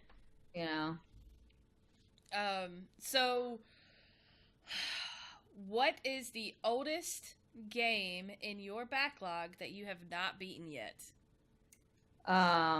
Oldest one. Oh my god. I mean, retro streamers, so that's like all of them. I'm gonna just go with Chrono Cross, just because it's like what I wrote down when I went through these I went through them, because I know it's not very old, but it still eludes me, because I remember in high school when I was like 14, I was playing Chrono Cross for the first time, and I was heartbroken that I got all the way up to this stupid boss called the Hi-Ho Tank, and yes, it was dwarves. And you had to have a particular color of magic to defeat this boss in order to progress, and I didn't have it. And you couldn't backtrack. You couldn't leave. Lame. So you're stuck. I was stuck there permanently. That's terrible game mechanics. Yes! Yeah, I don't miss that crap at all. Yeah, I don't. Stuff like that, and bless the person who decided, yes, we shall pause during cutscenes. Like, who did that? I love them. But the Hi-Ho Tank, I've never been able to beat it, and it's a great game. I mean, it's confusing, but it's great. But I would love to be able to finish that. Maybe, I was waiting to see if the PS1 Classic, which they just announced and have up for pre-order, I was waiting to see if they would ever announce the rest of their game list, because if Chrono Cross is on there, I might be tempted to get one. Oh, snap. Yep. Yeah, I just saw that, Friday is when I saw that I think they announced it, Thursday or Friday? Yeah, it was recently when they announced, it was last week when they announced it. Yeah, that's... Oh man, I wish I had the money. I know. I shouldn't be spending my money on that either. So is there, we're actually getting really close towards the end, and it looks like we don't have any podcast questions from people in the Q&A, which is great, because that means I can get through more of the questions I want to ask. So who inspires you to be the woman that you are today? I don't really have a particular one woman in my life that inspires me, but pretty much... Doesn't have to be a woman. Oh. Who inspires you to be the woman that you are? I'm always inspired when I see other female streamers like myself and what they do and what they go through and how they handle stuff when it comes up, like... in the bend an ear section that we have, and like seeing the advice being given, I'm like, this is pretty solid stuff. So there's some good stuff in there. There's some really good stuff, and it's nice to have a place like that too, because all of us have dealt with it. Literally, we've all dealt with something in some form or fashion. Because as a female in the gaming industry. You are an anomaly. You go through stuff, yeah. Yep. So, what do you like about being a part of Girlstreamers? It was the first community I joined, and it remains the only original community that I joined in these like past 5, almost 6 months. Wow, It is the I only feel so one special. that I have. Yeah, it is the only one that I have stayed in and never ever thought about quitting. So that should be a testament to how good it is. Like, I have it all the way at the top of my Discord. I only have I'm in like over 30 Discords. It's who ridiculous. isn't And at this point. That one's like pushed up to the top so that I can easily see it. And there's never ever been anything that's been like, yeah, you should quit now. Like, it's not like a follow for follow, lurk for lurk kind of place. It's not like, oh, well, you know, a whole bunch of Fortnite bros where I've been in those kinds of communities before. And I'm like, that's all it was, you know, was just Fortnite bros. And like, Fortnite's fun, but not everybody plays Fortnite. All right, you know, like just a little diversity. And that's the thing, like Girlstreamers is very diverse. Like, there's a ton of different ladies in there. Tons of different people from different kinds of walks of life. And it's not just people who are in there looking to what I call like fake networking, where it's like, you know, make friends just for the sole purpose of them coming into your stream and then never talking to them again, you know, that sort of thing. You know, like, it's legit networking where you're actually making real friends. And I have made some seriously good friendships in there. That's because Dead Mannequin is really smart. So that is one of the things that drives me nuts about the way people try to network. Like, I was talking to I was in somebody's stream the other day specifically talking about this thing, because like, I don't know how I get bombarded daily on either Facebook, Twitter, Twitch, anywhere that you can DM me. People will, and I have to leave. I leave mine open as management and Girlstreamers. I leave it open to an extent. Like, if I'm not following you on Twitter, I can decline and not respond, and you'll never know that I didn't see it. Which is a nice thing. I love Twitter for that. But a lot of people, they message me and they're like, follow for follow, and it's like, that's not how you do. That's not how you network. You also don't go into other people's streams while they're live and DM them for the same thing. Like, I just don't understand. I love the people who pop in, they're like, raid me. Like, what? That's not how any of this works. That's not how any of this works at all. Yeah, no. I know. I'm pretty sure I've made tweets in the past week and a half about this because I just kept seeing it over and over again. Some very common. It's horrible. Very common stuff. And just, yeah, it drives me nuts. Make friends, people. It drives me. It's really not difficult. And my brother laughs at me because I can strike up a conversation with any stranger in public, and he's extroverted, but like, both of us are extroverted, but it takes him a second to warm up before he'll just randomly talk to people. Whereas, you know, my warm up is like in the car ride on the way there, right? And then I just go. Like, I'm nervous, but it's like, you know what? This is what I have to do to get work. And so it comes naturally to me being in the industry that I'm in. So I've learned over years in the industry. We won't say how long I've been doing this. I have been working in the film industry for about 10 years. And so you have to learn that's how you get work.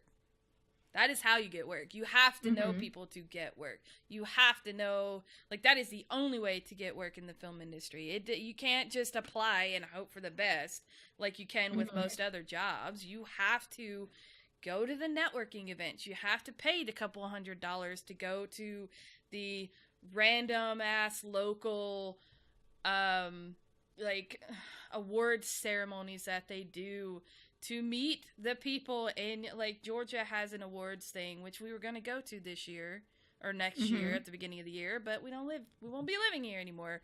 But that's how you meet people. That's how you network, right? And you cannot hesitate, because as soon as you hesitate, they will read that and they will know that, and they're not going to want to work with you. So Mm-hmm. lucky for me, because this is the entertainment industry, it Mm-hmm. flows over very well.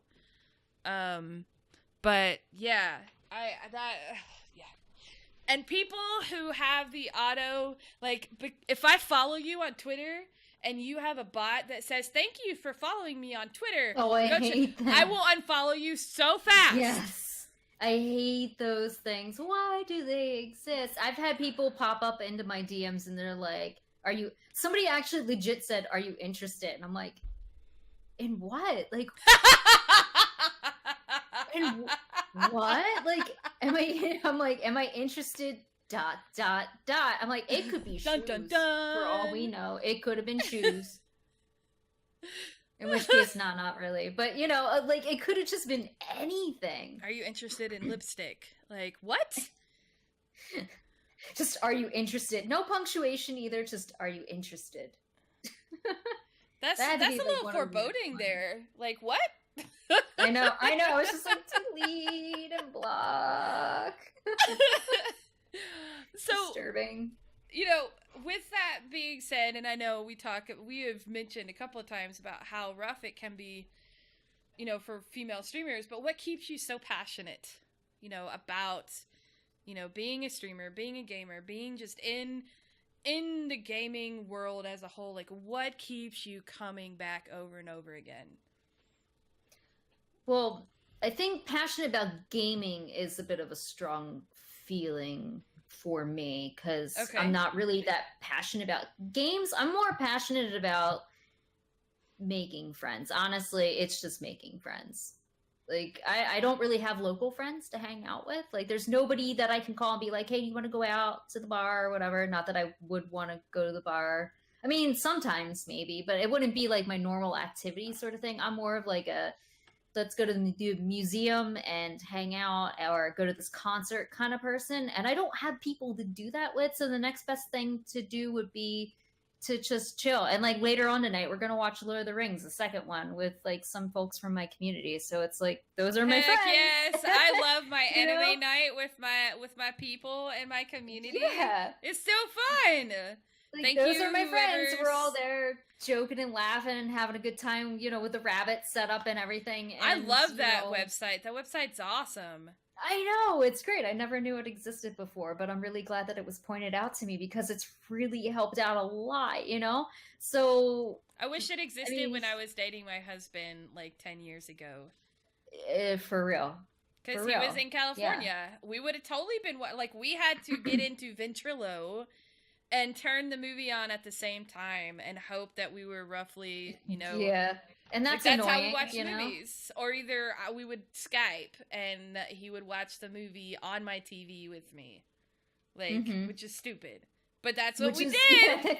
That's what you had to do, like, years ago. And now Rabbit exists, and it's like, well, wow. Well, I'm glad for, this is awesome. Who can use that now. Damn you millennials. How it's so easy now. It's awesome. Pretty much. Rabbit is great. Oh, man. Mm-hmm. Man, Lord of the Rings sounds fun, man.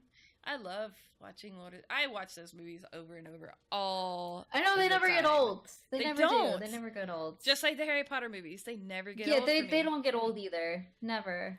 Never get old. So, what is your greatest challenge or obstacle that you have had to overcome in your life? In my life, okay. So far, we'll say so far. It would be divorce, death in the family, like multiple, like 3 people all at once, and then moving from one country to another, all at the same time. All at the same time. Oh, so this is like back in like 2012. This happened. Jeez. Where I got a divorce. Well, I got separated, then I got a divorce. But I got a divorce, then I had to move out of Canada. I'm not, because I'm not Canadian. So I had to move out of Canada, and I also had to deal with like 2 of my grandfathers passing away within a month of each other, and my aunt. That's okay. Passed away. Yeah. That was 2016 for me. I understand that on such a level. My grandmother's in the same month, along with like 4 other people. So I totally feel you. That is horrible.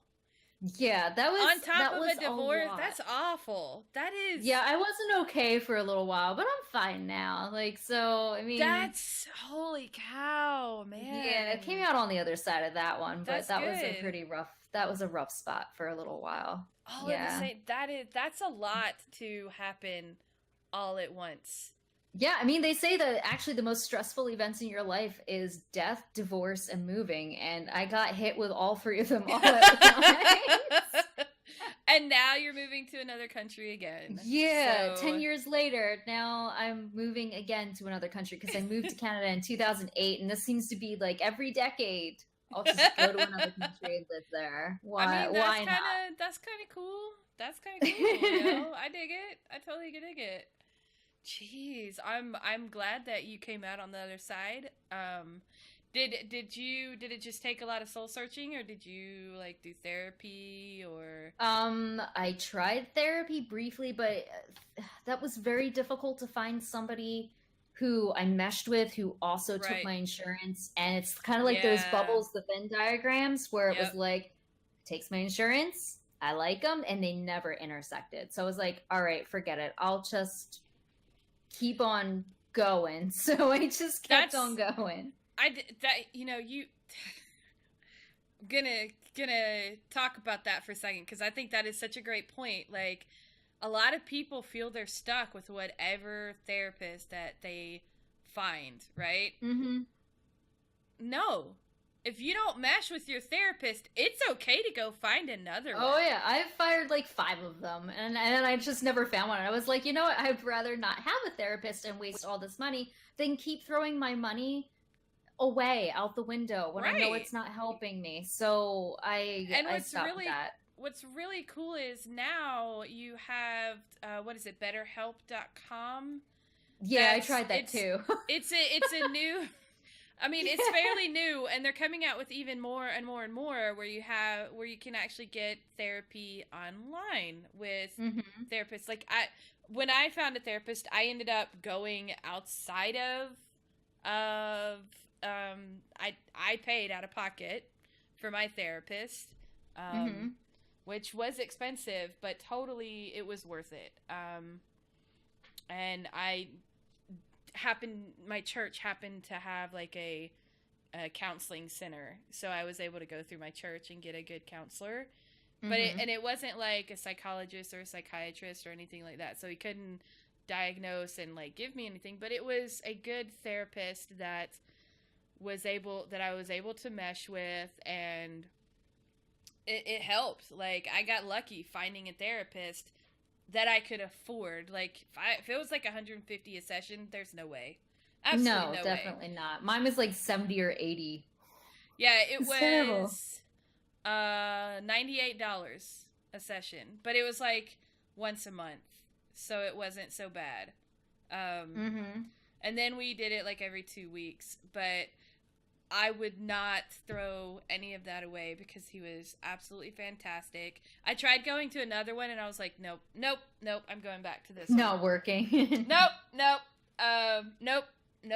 I don't care if my insurance covers this. I'd rather spend that $100 once or twice a month.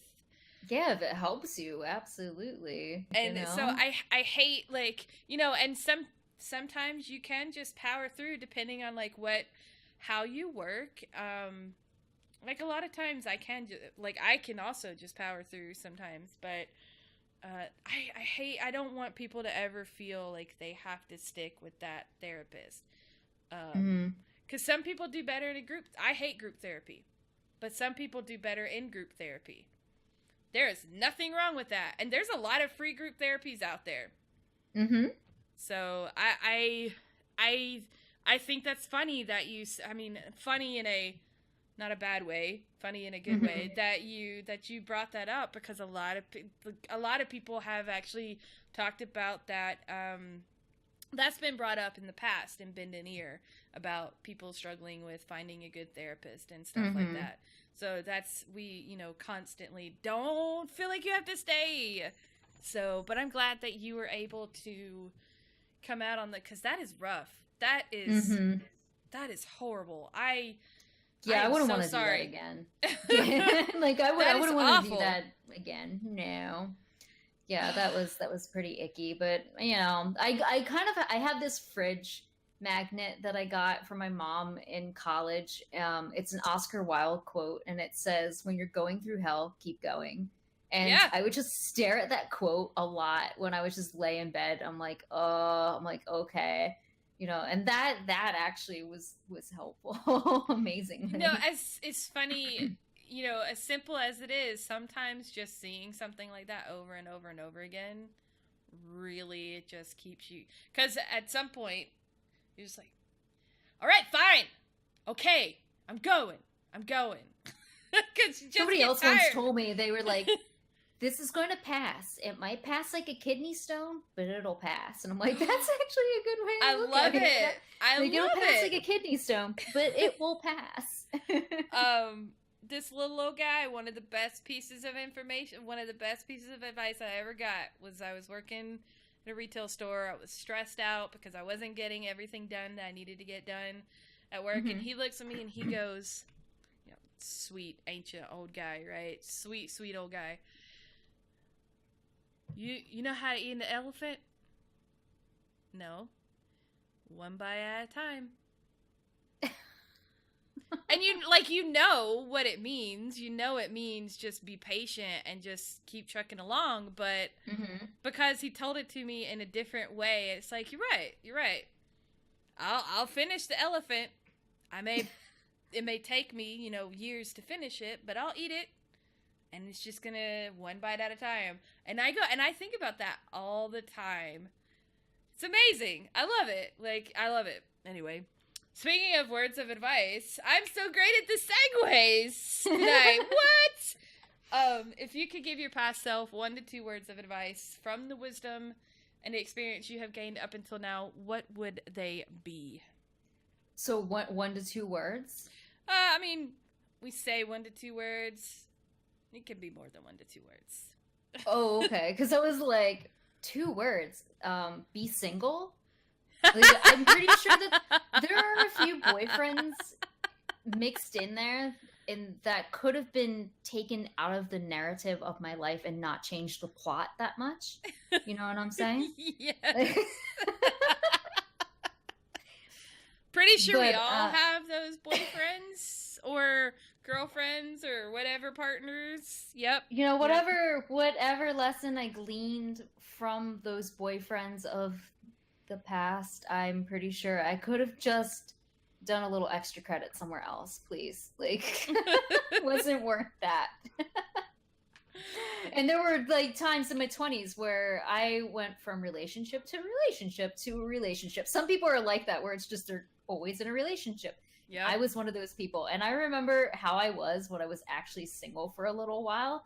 And I had a completely different attitude on things. And a couple of times I was single and I just had a completely different attitude, like how I was and how I acted. And I actually really liked the person that I was when I was single. Not that I would ever want to trade that in for, you know, what I have now for being single. I wouldn't.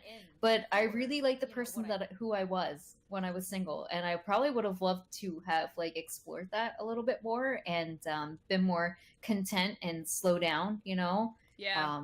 Because I thought I was pretty cool, you know, without significant others. And I mean, I think I'm pretty cool now too, but I mean, it was just I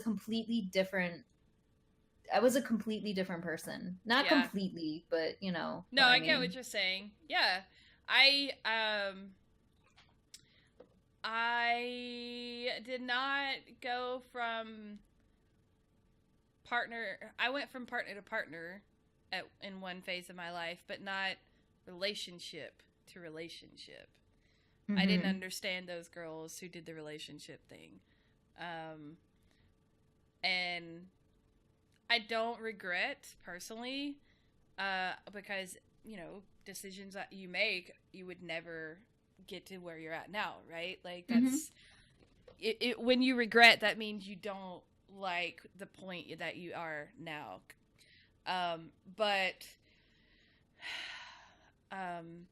Yeah, there's definitely some partners that I could have like not had in my life.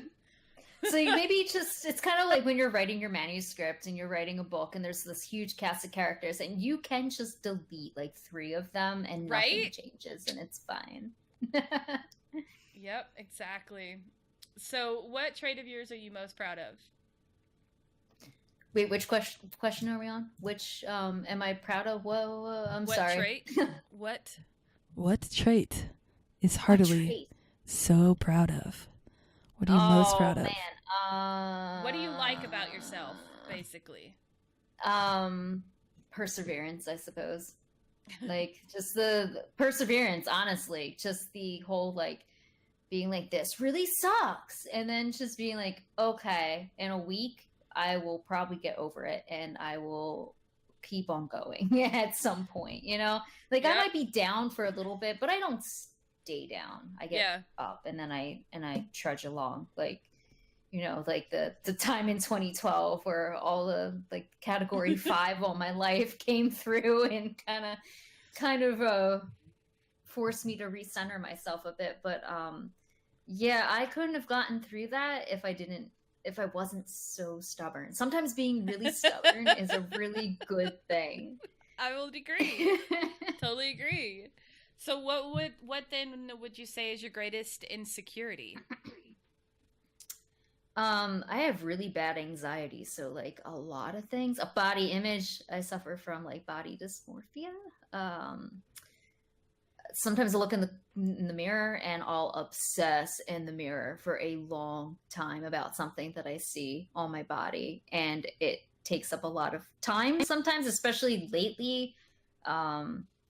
I've been in the mirror a lot, like picking at things, like squishing things, you know, just focusing on body image. When you are in a high stress moment?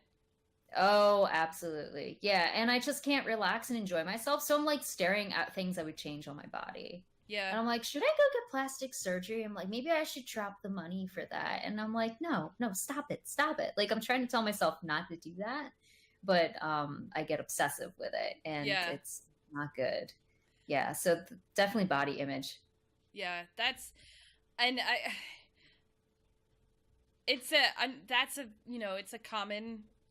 a common thing, especially for women, just because of the way society looks at women and how we are put on display. Dudes, don't get me wrong, like dudes also deal with that shit as well, but I don't think they're scrutinized to the degree that women can be scrutinized. Mm-hmm. And God forbid you are a trans female, because you're scrutinized even more. Mm-hmm. Because you were not born, you're not cis. So, yeah, and if you can't, quote unquote, pass, it's even worse, right? Like, right. Yeah, absolutely. I think that is an unfortunate common thing that women of all creeds have to deal with. Even the ones that are super, super skinny and you would think would be like, oh, they're so happy with their life. Yeah, no. It happens to everyone. Exactly. I will never forget when I was flipping through a magazine and I saw a picture of Beyonce at a concert, and she was turned around in one of her bodysuits, and she looked amazing as always because it's Beyonce, and we will never ever be Beyonce. And her hair is really awesome. Like, I know, and they were ragging on her so hard because you could see her cellulite in her thighs. And if you can be skinny and have cellulite. I know, yeah, exactly. But the fact that she had it and it wasn't photoshopped out for once, or hidden, because she had it, it's like, if Beyonce isn't above scrutiny, then what hope do the rest of us have? Seriously, we have no hope, right, for the rest of us. Like, if Beyonce, I never forgot that. I actually just wrote about this specific on in my blog this week. So it's funny, this thread I've been like actually thinking about. We were talking about it in Girlstreamers at one point this week, because you know that article came out by Huffington Post that is why everything you know about obesity is wrong. Did you read that? Yeah, I did. I actually read it last night. It's a well-written article. I was quite surprised. It went in a very good direction. I was afraid of the direction it was going to go to, so I really hesitated reading it. So I was like, please don't be a justification to be overweight, because there are people who are like, who there are health implications the heavier you are. The bigger you are, there are health implications. However, there are also situations where just because you're overweight or just because you're obese doesn't mean, or I think I said overbeast. I mean obese. Overbeast? I love it. Overbeast doesn't mean you're unhealthy, especially if you're active. You know, sometimes, especially like women who struggle with PCOS, I am one of them. Sometimes weight just, and I also have metabolic syndrome, weight just doesn't come off of me. I've got friends with fibromyalgia and the weight doesn't come off. Right. But you can still be active, and you know, you don't have a set, you eat healthy, you stay active. You can be overweight and be healthy. So it is all in your lifestyle choice. It is literally how you live your life, not how much you weigh. And that's what I like about that article. That's what that article stresses. It's not how much you weigh that determines your health. And the fact that the medical field, while there's been tons and tons of research to prove this, they're still so behind in that, and they use those scare tactics. And I really, if you guys have not read it, I highly recommend reading that particular article. It's a great article, but it goes into the dysmorphia and how, like, even as fat people, as obese people, we judge each other. Like, we isolate ourselves. Like, we isolate ourselves because we go, ooh, that person's fatter than me. I do not want to get to I have said this. I have looked at somebody that is clearly bigger than me and said, I don't want to ever get that big. If I get that big, shoot me. And I have said this about people with other kinds of mental illnesses too. I'm like, well, at least I'm not that bad. You know, like things like that come up, you know, and you don't feel good saying or thinking those things, but sometimes they do because we're all human. Another really good read, sort of along the lines of this topic, I don't know if you've ever read it, but Lindy West wrote a book called Shrill. No. Like, what was it? Manifestos of like a loud woman. I don't know if it's manifestos, but it's Lindy West. Lindy West. Okay. Lindy. Yeah. Shrill. And she discusses, different ways she has been dehumanized for being a fat woman. Like things that we all take for granted. Yeah. Like being able to get into an airline seat and being comfortable. It's not a comfortable experience for most people, but could you imagine if anybody just was a little bit bigger and couldn't get into that seat comfortably, and then you've got people next to you taking your picture because you were overweight, and they think, ha ha, look at the fatty trying to fly, and it's like, what is this? Like, what, you know, it's, you know, you can be bigger, or the people who are like, they look at you and they're like, oh God, I gotta sit next to the fat person. Like, and you can see it on their face. You see their features, they go, and you can feel their disappointment, and that is the moment that you know that you are going to be dehumanized for the rest of that friggin' flight. You just know. It's like, it doesn't matter that I and you try to be as small as you can so you're uncomfortable for the, 6 or more hour flight. Yep. You could have just gotten back from a flight from saving like 7 children in a flood, right? You saved 7 kids, and that person's like, ew, next to the fat person. Like, get out of here with that BS. Like, it is not a litmus test for your humanity, because we're all human beings. We just come in different packages, and we need to get over it. Right? Like, we also need to start making airplanes more accommodating to people, because it's dehumanizing for everybody. Especially overweight people. Unless you're a like child, airplane seats are not comfortable. No, they squish you in so much. Even like my skinny friends sit like this in the airplane seats. Like, it's awful. The last time I was on an airplane down in the Bahamas, I remember I was on JetBlue, and on JetBlue you get tons of leg room. I was like, wow, like tons of room. Nice. And yet there was a dude bro next to me who insisted on taking my armrest and leaning into my area. And I just look at him and I'm thinking, dude, you have the aisle and tons of room in front of you. Why do you need my space too? Right. Why? It was awful. I was so ragey about that because it's like, look, I paid for this seat and I am entitled to this area of my seat. Kindly get off of my armrest. Oh my god, I hate the people who when my husband his heaviest he was 450. Mm-hmm. And he's down to almost 300. He's lost almost 150 pounds. Whoa, that's hard. Yeah, it's been a long road. And he had already lost like 75 before we ever met, so I didn't know him at his heaviest. I knew him as he was losing weight, and that's actually one of those like good things. If I had met him at his heaviest, we probably would have never continued, because when he was at his heaviest is when he was like at his worst too, mentally and everything. So and that makes a difference, because if you're not willing to like make it, you could see the change that he was doing in his body and doing in his life when we actually met.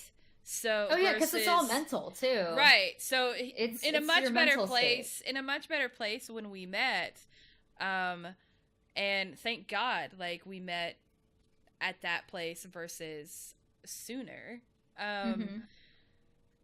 But yeah, like he's already a scared flyer, right?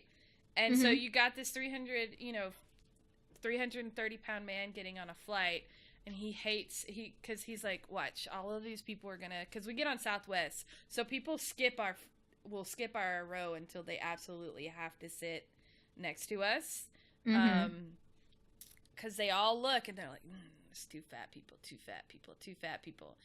So when we are flying, like he leans over on me, like into me, so that he gives them as much space, because he knows that they're going to be uncomfortable, because he's going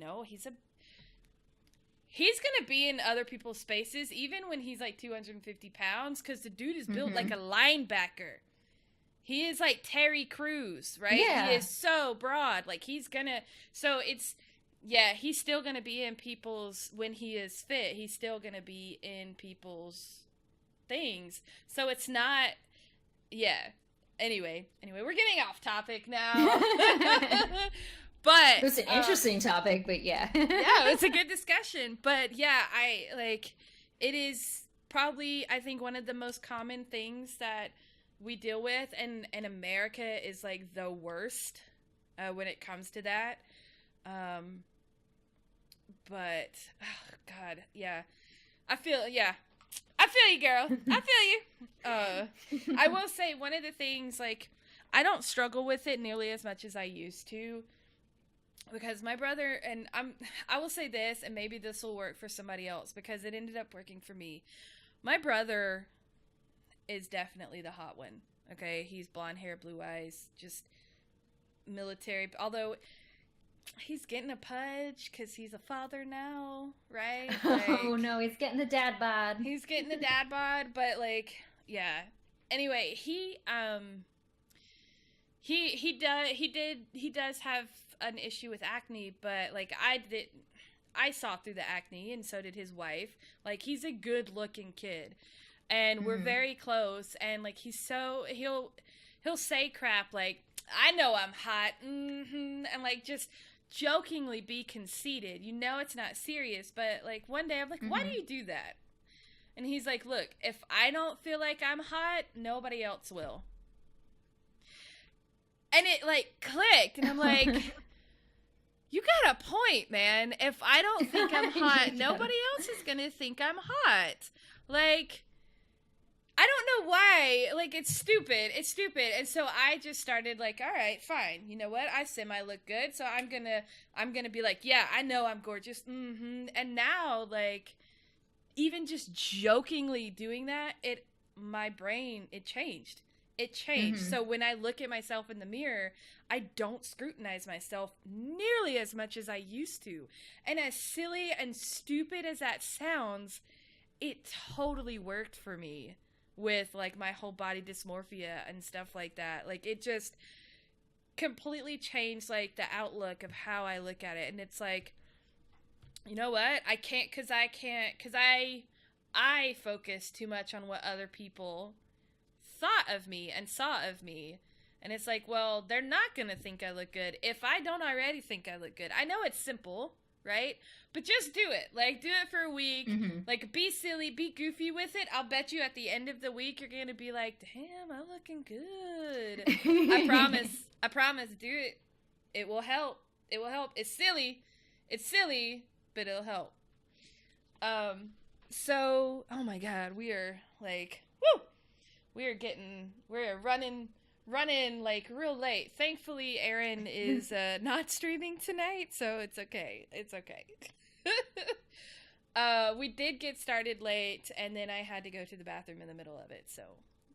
Yeah, so it's almost like being on time. Right? It's almost like being on time, yes. By the way, I keep like looking at you and I'm like, she really could do a good Wednesday Addams cosplay.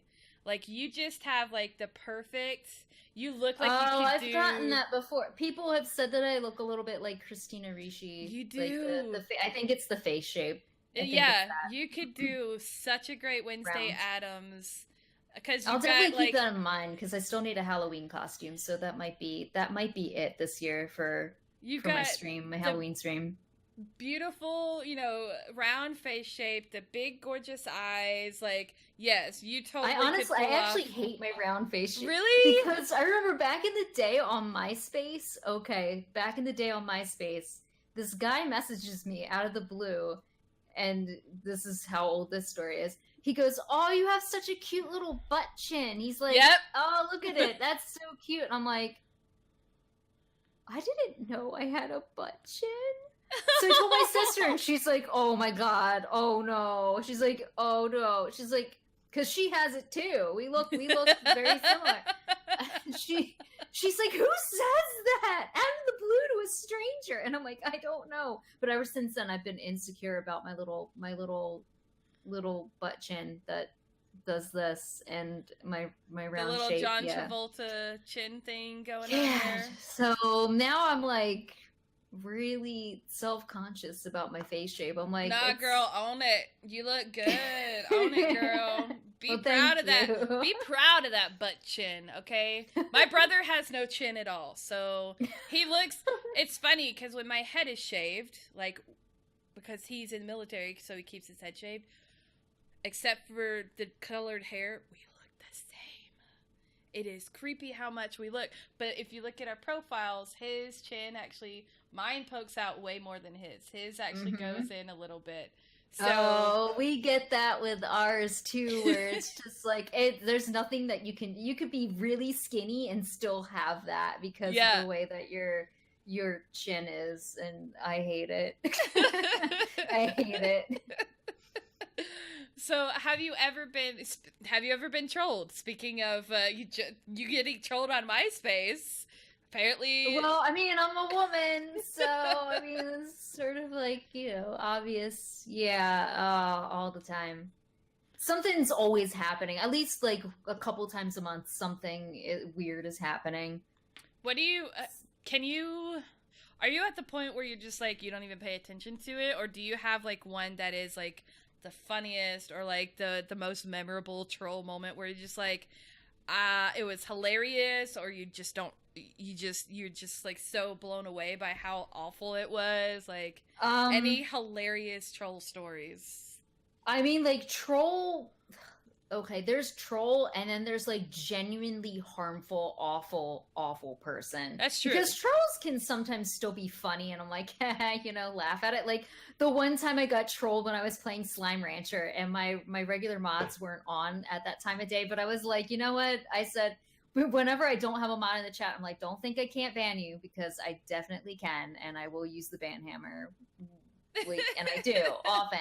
So someone's like, "Hi, how are you?" And I'm like, "Good. How are you?" New person, plan to like, "Good. Thanks for asking. Can I ask you a question?" When they And I was come like, in and they're like when- that nice, you're always like, and they say, what do they said, want? "Can I ask you a question?" As soon as they said that, my mouse hovered over their Yep, name, yep. over band. I was like, "Sure," but it You're just depends on waiting what you're for about it. to ask. You're just I was waiting like, for it. waiting. Are you a midget? Boom, there we go. I was like, "You're Oh gone." my god. I'm like, What there a it is. What? That's so awful. I know. And then I was like, can we not use ableist language on my stream, please? Like, come on now. Like, Oh my how god. horrible to ask that. It's like, so what if I was? Like, Wow. it was really Jesus. random and really awful. And I'm just like, that is like hurtful and mean to anybody who might have been in my chat that was. So for that alone, I'm banning you because it also wasn't funny. That was also when school had just let out. So I was getting them a lot. I felt like I was playing duck hunt with those kids. Just like shooting them right out of the sky. Oh my god. Oh yeah, troll season is great. So what advice do you have for new people getting into streaming? The advice that I always give people is to just start. I know people like to have everything perfect before they start, like best microphone, best webcam, green screen, like a whole setup. But honestly, some of the best streamers that I still visit right now don't have an overlay. Like they don't have anything special going on. What they do have is they have a webcam. You don't even need a webcam though to be successful, because I know quite a few streamers who don't even have webcams who are just fine. What the thing is that you really, really need good audio. Now, there are a few people who, since I started streaming, and they started streaming around the same time, they are consistently at the bottom every single time they stream with like one view.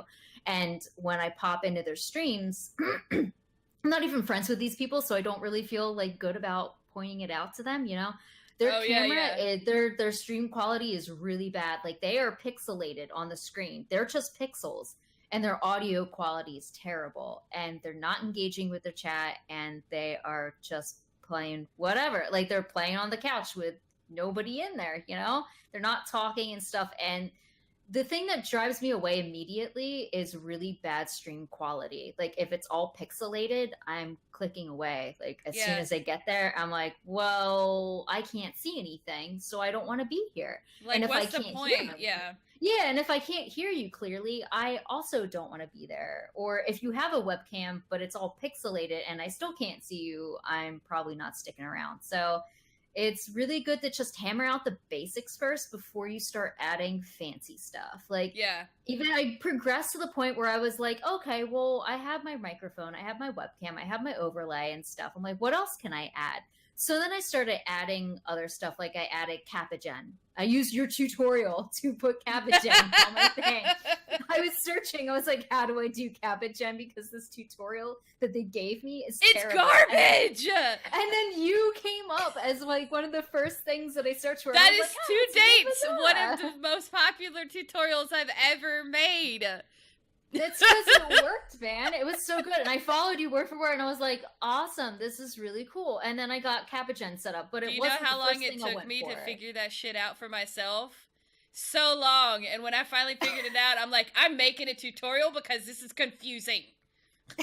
Yeah, and it worked because that's a great tutorial. If you don't know how to do Capagen, guys, just look up the Girlstreamers one, because it really did help. But when I first started, that's not what I was trying to do. When I first started, what I would tell people is just get used to talking to yourself.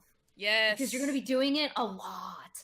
Yes. I got really good at asking myself questions and then being like, haha, and just answering myself. Like I felt like you have to get super comfortable with feeling like a lunatic for a little while. You know you're just who is talking. one of the best streamers that is good at that? And I cannot wait to interview her, is Miss Adventure. She doesn't even have a camera. She doesn't stream with the cam. She's just audio. Her audio is very good. It's clear. Her gameplay, she doesn't do a whole lot of that stuff. And I mean, yeah, her chat, you know, it's chatting and stuff, but her audio, her narration and her chatting and her conversation, it's just so solid. And I wish I was that good. I mean, I talk to myself all the time, but there are moments where I am so into the gameplay that I don't talk. Because I'm like, especially with the new Spider-Man game, like I am just like, oh yeah, all there up are a lot of in moments in that game too where you can't talk because there's like heavy story stuff happening. Yeah, and like she does such a good job with that. And who else is really good? Carice is really good with that as well. Like if you want to learn how to talk to yourself, go watch those two ladies. They are so great at just being verbal while playing the game, even if there's nobody in their chat. Like they just do such a great job at talking to themselves. Audio, like it kills anything because that's what people attune to first is the audio. If your audio quality is shit, no matter how good your video is, nobody's gonna stay because it's gonna be grating on their ears. It's the same thing in the film industry. Like if you can make a not so great movie, but if your audio mix is amazing, it doesn't matter. It doesn't matter because audio is what immerses you into that world. It's what gets you going into that more so than the visual part. The visual is second. So yeah, I agree with you on that. Audio, even if it's just a headset microphone, make sure that it doesn't crackle. Make sure it works, you know, well with your setup and isn't like super loud. Like OBS there's some great tutorials on how to do OBS and XSplit as far as mixing your audio just in there, just to keep it from peaking and stuff. So yeah, that's some great advice. Audio will definitely ruin it will ruin your stream. Totally. Hands down, it will ruin your stream. Now, I mean, if you are a deaf streamer, that's completely different. Obviously, that is not, you know, and there are a lot of, like, we have Gould Branson, who is a deaf streamer. Her stream is really fun to watch.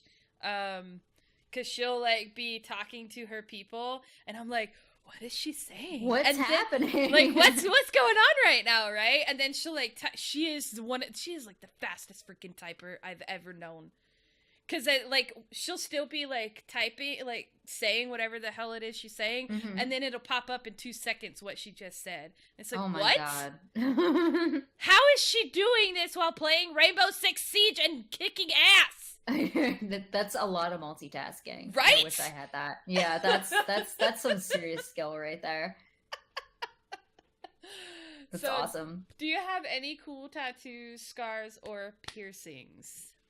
Not cool. No, nothing cool. I used to have a nose piercing, and that was pretty cool, but unfortunately it closed up, and I was too lazy to get it redone, so nothing cool. Well, darn, you're just boring. Get out. I'm just kidding. Oh, tattoos are too expensive, man. Like, I would love to have them, but I have too many ideas. It's kind of like emotes. Too many ideas, not enough slots. Yep. For all of those emotes. But yes. It's like tattoos, where it's too many ideas, not enough money. I want more tattoos. I do. I want more tattoos, but it's so, and to me, what they cost, they are worth it because it's a piece of art. It is a beautiful piece of artwork. When you find it, when it's a good tattoo artist. I mean, there are some shitty tattoo artists. Yeah, but... and they help identify the body. Yes. So if there was one person, past or present, fiction, nonfiction, dead, alive, that you could have dinner with tonight, who would it be and why? You know, I was going to go with a sappy answer at first because I was like, depending on how the mood's going, I could either do a sappy answer, a smart answer, or a normal answer. How about all three? All three? Oh my gosh. Well, I I think a dinner with Roxanne Gay would be pretty cool, honestly, because somebody mentioned her earlier when we were talking about the food. When you were talking about Lindy West, somebody mentioned her book Hungry. Hunger, yeah. Oh, or Hunger, my God. yeah. Yeah, Hunger. I would also start with Bad Feminist from her. I remember listening I've to heard it of while Bad playing... Feminist. I've heard of that book. I was listening to it while I was leveling my botanist in Final Fantasy 14, and I could be cracking up. I'm sitting here laughing, and then she gets to a chapter, and then I'm crying, and I'm like, "What's happening?" Like, it was emotional roller coaster. It's going like this, but she's also a Yale professor, which is pretty cool. Oh, okay, nice. And her Twitter feed gives me life. It really does. Like, I'm always like, what would Roxanne say to this? And I run to her Twitter and I'm like, oh, thank God she commented. Like, good. Like, I'm good. She said something, because if she's calling somebody out, like, she is very now good I go at follow the whole... her on Twitter. Absolutely. She's very blunt. And I love it. I love me some blunt people. She's so blunt, and she does not suffer any fools. Like, if you're just there to clap, she'll clap back. Like, and you'll feel really foolish for even bothering. Really. I love her. I love the academic side of her too, where she actually goes into social politics and things like that a lot, and it's really interesting to hear her talk about them or to write about those sorts of things. It really gives you a lot of food for thought and stuff to chew on. Sometimes you just want to read books like that, where you're like, I need something a little meatier to chew on. Mm-hmm. And she definitely provides, but she's also very funny. So that's like best of both worlds right there. Nice. What about the other two? The other two? Oh my God, I only had one that I thought of. You said sappy. You said you may have a sappy answer. I might, and it's kind of sappy, but like, I feel sad that I'm going to be leaving and I haven't met like my best streamer friends yet, and like, I would like to be able to like hang out with them in person. Aww. And now I probably will. I mean, like, there's always my European friends who are like, yay, you know, happy that I'm coming to join them. But my American friends and my Canadian friends are all like, you know, because I'm going from one time zone to another, and I'm not going to be able to catch their streams as often anymore because of the time zone difference. So I'm pretty sad. Oh, that's pretty sappy right there. That's pretty sappy. Yeah, I'll give you that one. It's pretty sappy. Yay. All right, I have 3 more questions for you, and then we'll wrap this podcast up. Okay. What is an ideal weekend for you? Like, in my pajamas with my cats in the bed. Honestly, like, I don't really need anything fancy. Just cats, pajamas, bed. I love how nobody has said anything like a weekend excursion. Everybody has said, just being chill. Just being chill. Too much planning. We get maybe when I'm in Europe that actually will change to let's go to Antwerp for the weekend because it's 45 minutes away. But like, you know, I feel lazy a lot of the time. There is nothing wrong with being chill. You work I'm hard a little lazy. All through the week. You don't want to clean up on Saturday. You want to have Saturday for you. And just like laze around. Yes, definitely. Veg out, eat chips and cheese dip. I'm hungry now that I have no food in my stomach anymore. So what are you most thankful for? What did I write down earlier? See, this is why I was writing things down. Oh no, I already used that answer earlier and I can't do it again. No repeats. Oh man. Thankful for I didn't want to use anything cliche where it's like my husband because he... Sorry for the rest of you who are thankful for your husband. I mean, everybody should be thankful for that, right? I mean, that's just like something that you default. So I didn't want to be like, that's true. That's true. Go with the safe one where it's like, obviously you're going to be thankful for your family and your loved ones. I guess I'll say I'm thankful for me. And I don't even know why I said that. I don't even know why. I'm thankful for me. Yes. I'm pretty sure that I came off really arrogant in this podcast. I'm not like that at all, like ever. Nope, you did not. I'm still looking up Roxanne Gay on Twitter. Yeah, it's Roxane, so there's only one X and one N. Wrong. I was spelling it wrong. Yeah, it's not two N's, it's one N. She's got to be different and have a different spell name. I dig it. So what is your strongest passion outside of streaming? I would say probably I really like writing a lot. That's been like my lifelong career-ish thing, is that I'm always writing. In the pre-show that you do some writing streams, right? Mm-hmm. Yep, I did one, but I haven't been able to get back to them just because I also went on hiatus. And I was supposed to start them this month. I went on a little bit of a break and chilled out and de-stressed because I don't feel like I have anything really to give people when I am this frazzled. Like, I just sort of want to play video games with realized, people. like, 3 episodes in that I don't have time to do my reading streams at the moment. So I totally understand. But by the time you get back to it, all of the new implementations will have been established. That's also what I was waiting for, were the tags, because I was like, well, the tags are coming, and that'll make it easier for writers and book people and other creative people to like really narrow it down so that you can actually search for writing streams. I had a really hard time finding people who are writing on Twitch because it was just lumped into creative or IRL and now you can be, you know, maybe not necessarily, I don't know that there's actually going to be a writing category, but there is like something that is slightly more geared towards that particular area. So you're now filtered out of the cosplay section, which is like the biggest for creative, and filtered out of the ASMR section.